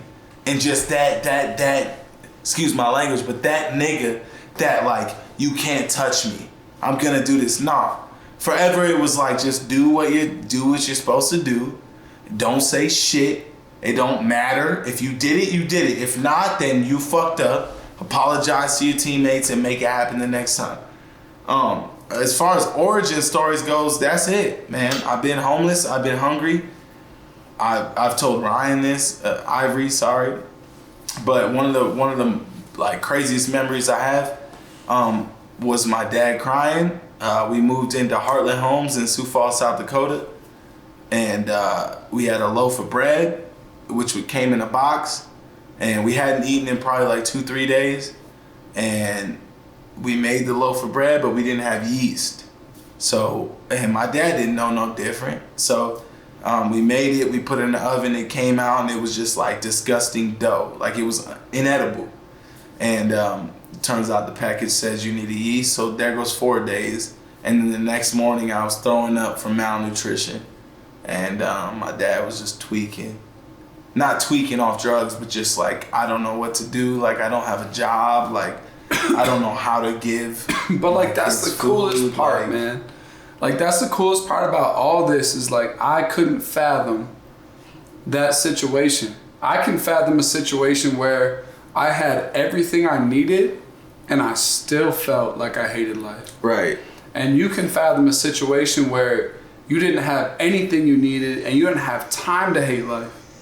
You just knew it as what it was. And so to bring it full circle, our backstories, our football background brought us here to this small place. That's the thing, football. Right, like football was the one comment. I just fucking hate football. I don't like that football was the thing, but I love it for bringing that, man. And like, I don't love like the what it does for kids, but if it can bring people to that bond, I would let me make this clear. I will never disrespect football for what it did for me, but the part of it is when you take a child that's already insecure and has nothing to do and nowhere to go, and you make them feel like their importance is aggression, then you're not helping that child. Right. And my thing was I was never aggressive. And I just happened to fall into a place where it's like you better back up or back yourself up. And so it's like football became a thing where,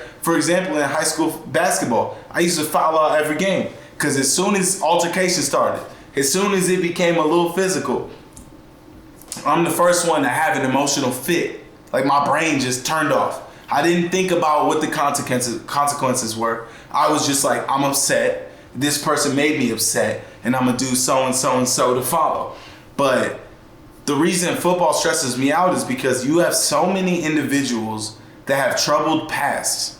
I kid you not. I guarantee 75% of the NFL I'm undershooting it, have mental health issues. Whether it was they were expected to do more, or they had to cover for somebody.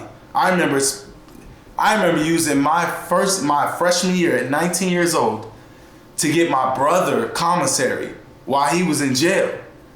That money didn't go to me. My little scholarship didn't go to me. Soon as I found out, I was like, I need to make sure that Shelby's straight. I called him on the phone. When I went and visited Shelby, he's wearing orange slippers, and he got a beard that looked like he from Afghan. And it's no shot at Afghan, but it's like, they're not making good people. They're taking people from bad situations that don't have the mental to do better, right? Because all they know is aggression, and they're using that. And that's why football pisses me off. I can't do it. And me, I'm not aggressive. It can be a great escape. But for people that can't translate what the game made them into versus a positive role in their life, versus people like us who were blessed with the fact that like I can take what I learned through camaraderie and brothership and understanding and hard work and teamwork. Learning how to lose was the biggest thing that football taught me. I can take all of that and put it into music. I can take all of that and put it into my life. But for people that can't translate that, it's almost like the same situation where you send somebody overseas. You send somebody overseas in the military, they come back and they don't know how to live now. Yeah, it's literally a sense of helplessness. Like you have someone telling you what to do, when to do it, how to do it.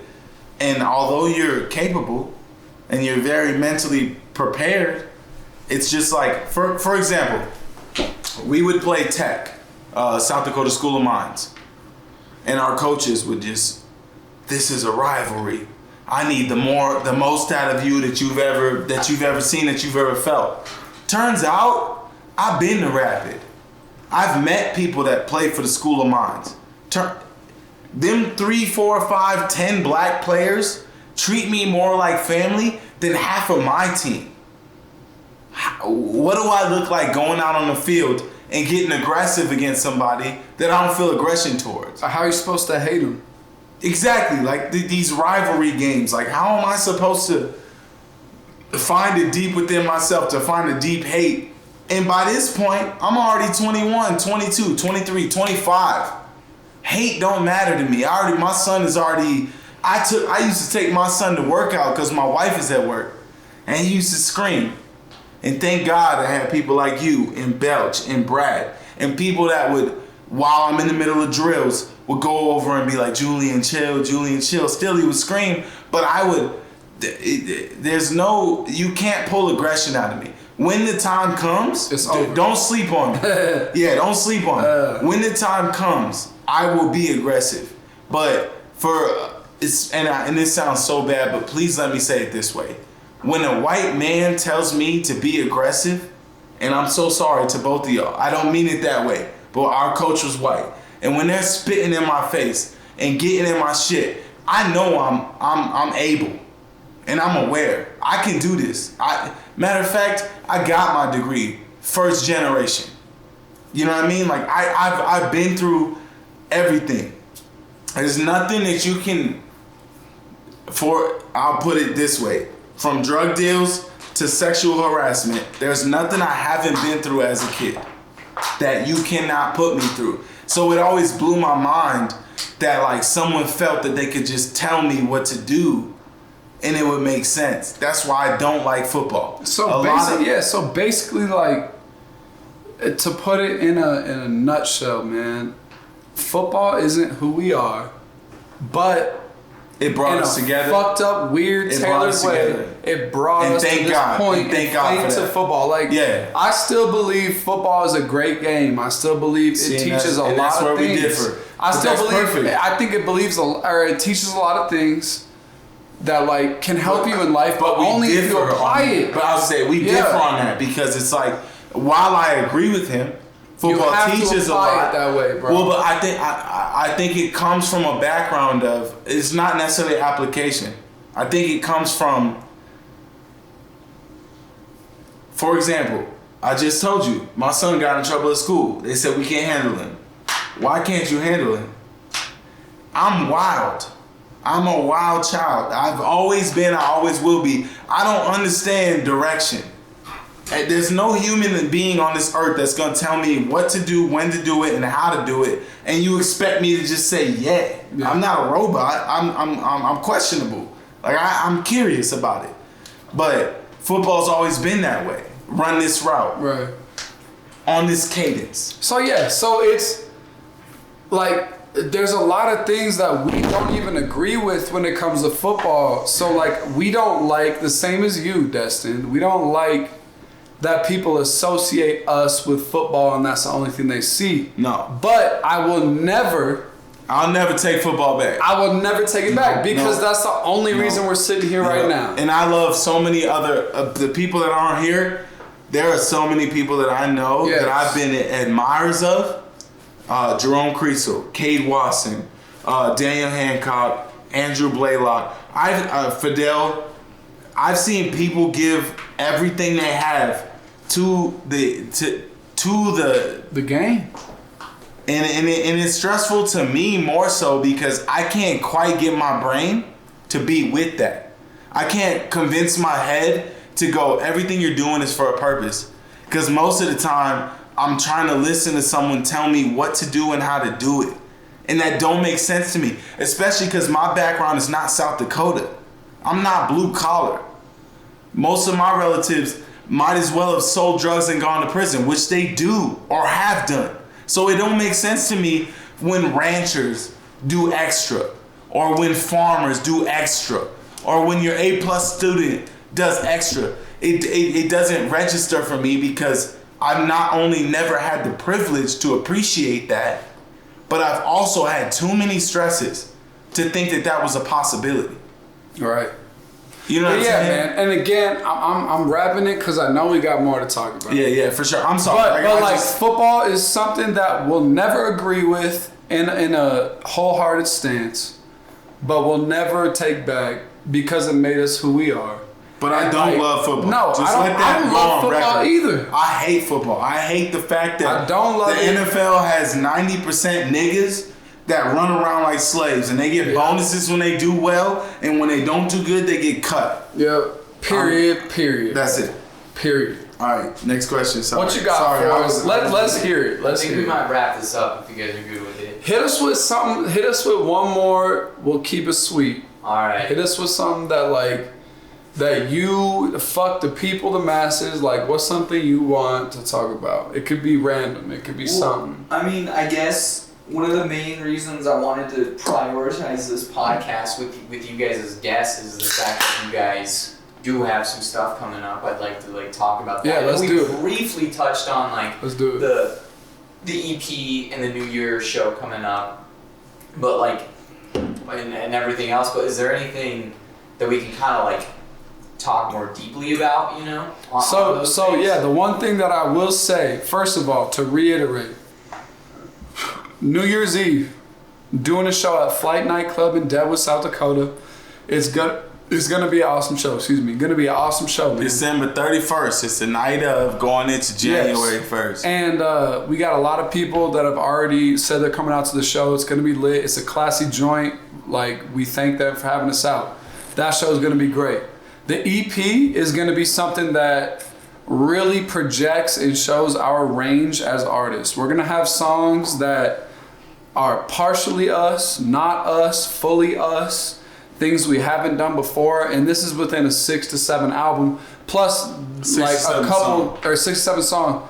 The other day I made a list of all the songs we haven't released. We have 50 plus. 50, 40, and 60. 50 plus songs that we haven't released yet. I promise everybody we got stuff on the way. And the other thing that is huge is anyone who even slightly enjoys our music or respects us, man, social media is the biggest platform we got. Please follow our Ivory and Keys account on Instagram, retweet, Facebook, repost. Twitter, retweet, repost. I know right now our numbers are low, but if you're someone who shows love now, and when we pop off, guess who's getting, that reciprocation? And I need to make that a point. When he said when. I need everyone to understand this is not an if for us. We have nothing to lose. The worst that happens to me is I keep working the job I do. Worst that happens to him is he goes and makes more money doing shit that we love. When we pop off, when this all happens, don't be in the dust. Don't be in the smoke. Don't feel like you missed out. Don't feel like you had the time and you did it. It's one listen. It's one retweet. It's one repost. Send it to your family. Send it to your friends. Don't be someone who hits us up in a year or two talking about, man, like, I remember when we had class together. Right. I remember when we were on the same team. Like, can you just, like, hey, can I get a ticket to a show? No. The only people that are going to be getting free tickets, VIPs, plane flights out to places, shows, tours, blah, blah, blah, are the people, and trust me, we make notice. Like, I was going to say, don't think we don't know. We know. And it's not in a cocky way. It's not in a way where it's like, we're going to be so big that you're going to regret not. No. But that's it's that we're confident in ourselves. We are very confident in that Ivory and Keys will be one of the biggest names in music. I promise you. But don't be one of those people that jump on late talking about there are no bandwagon fans, bro. Like, if the same stuff we're putting out, the same realness and genuineness that we're putting out now is gonna be put out years from now when we're big. Yep. So please, like, take the time, man. If you know us now, like, we love you already, so please show us that. I don't care if you're if you're driving buses. I don't care if you're a teacher. I don't care if you're a taxi, video game Uber, streamer. We will show love back as long as you show love to us. And the day that it happens, all those people will feel the love. As far as you said, EP coming out in a month, Elevator. Please check it out, all platforms.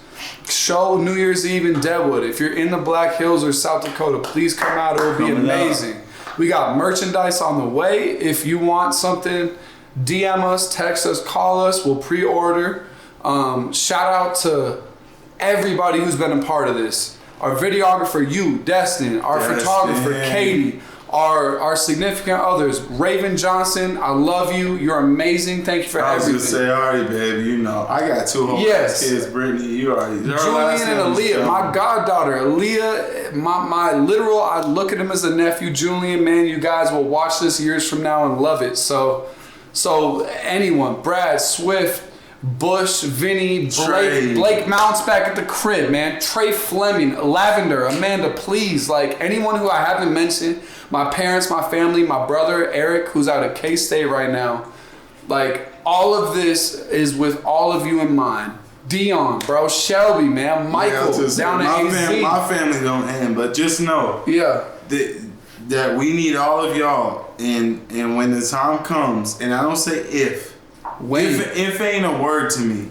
When this all goes, you want to be a part of it, because I promise you, don't try and lock in when it happens and talk about how you reposted and you retweeted, which doesn't matter. The popularity doesn't matter, but we see it. Our mission is exactly complete, and it's exactly what we want. It's not about converting people. We will never change. Our mission will always be the same. Don't be the person that jumped in a little late and wanted to support.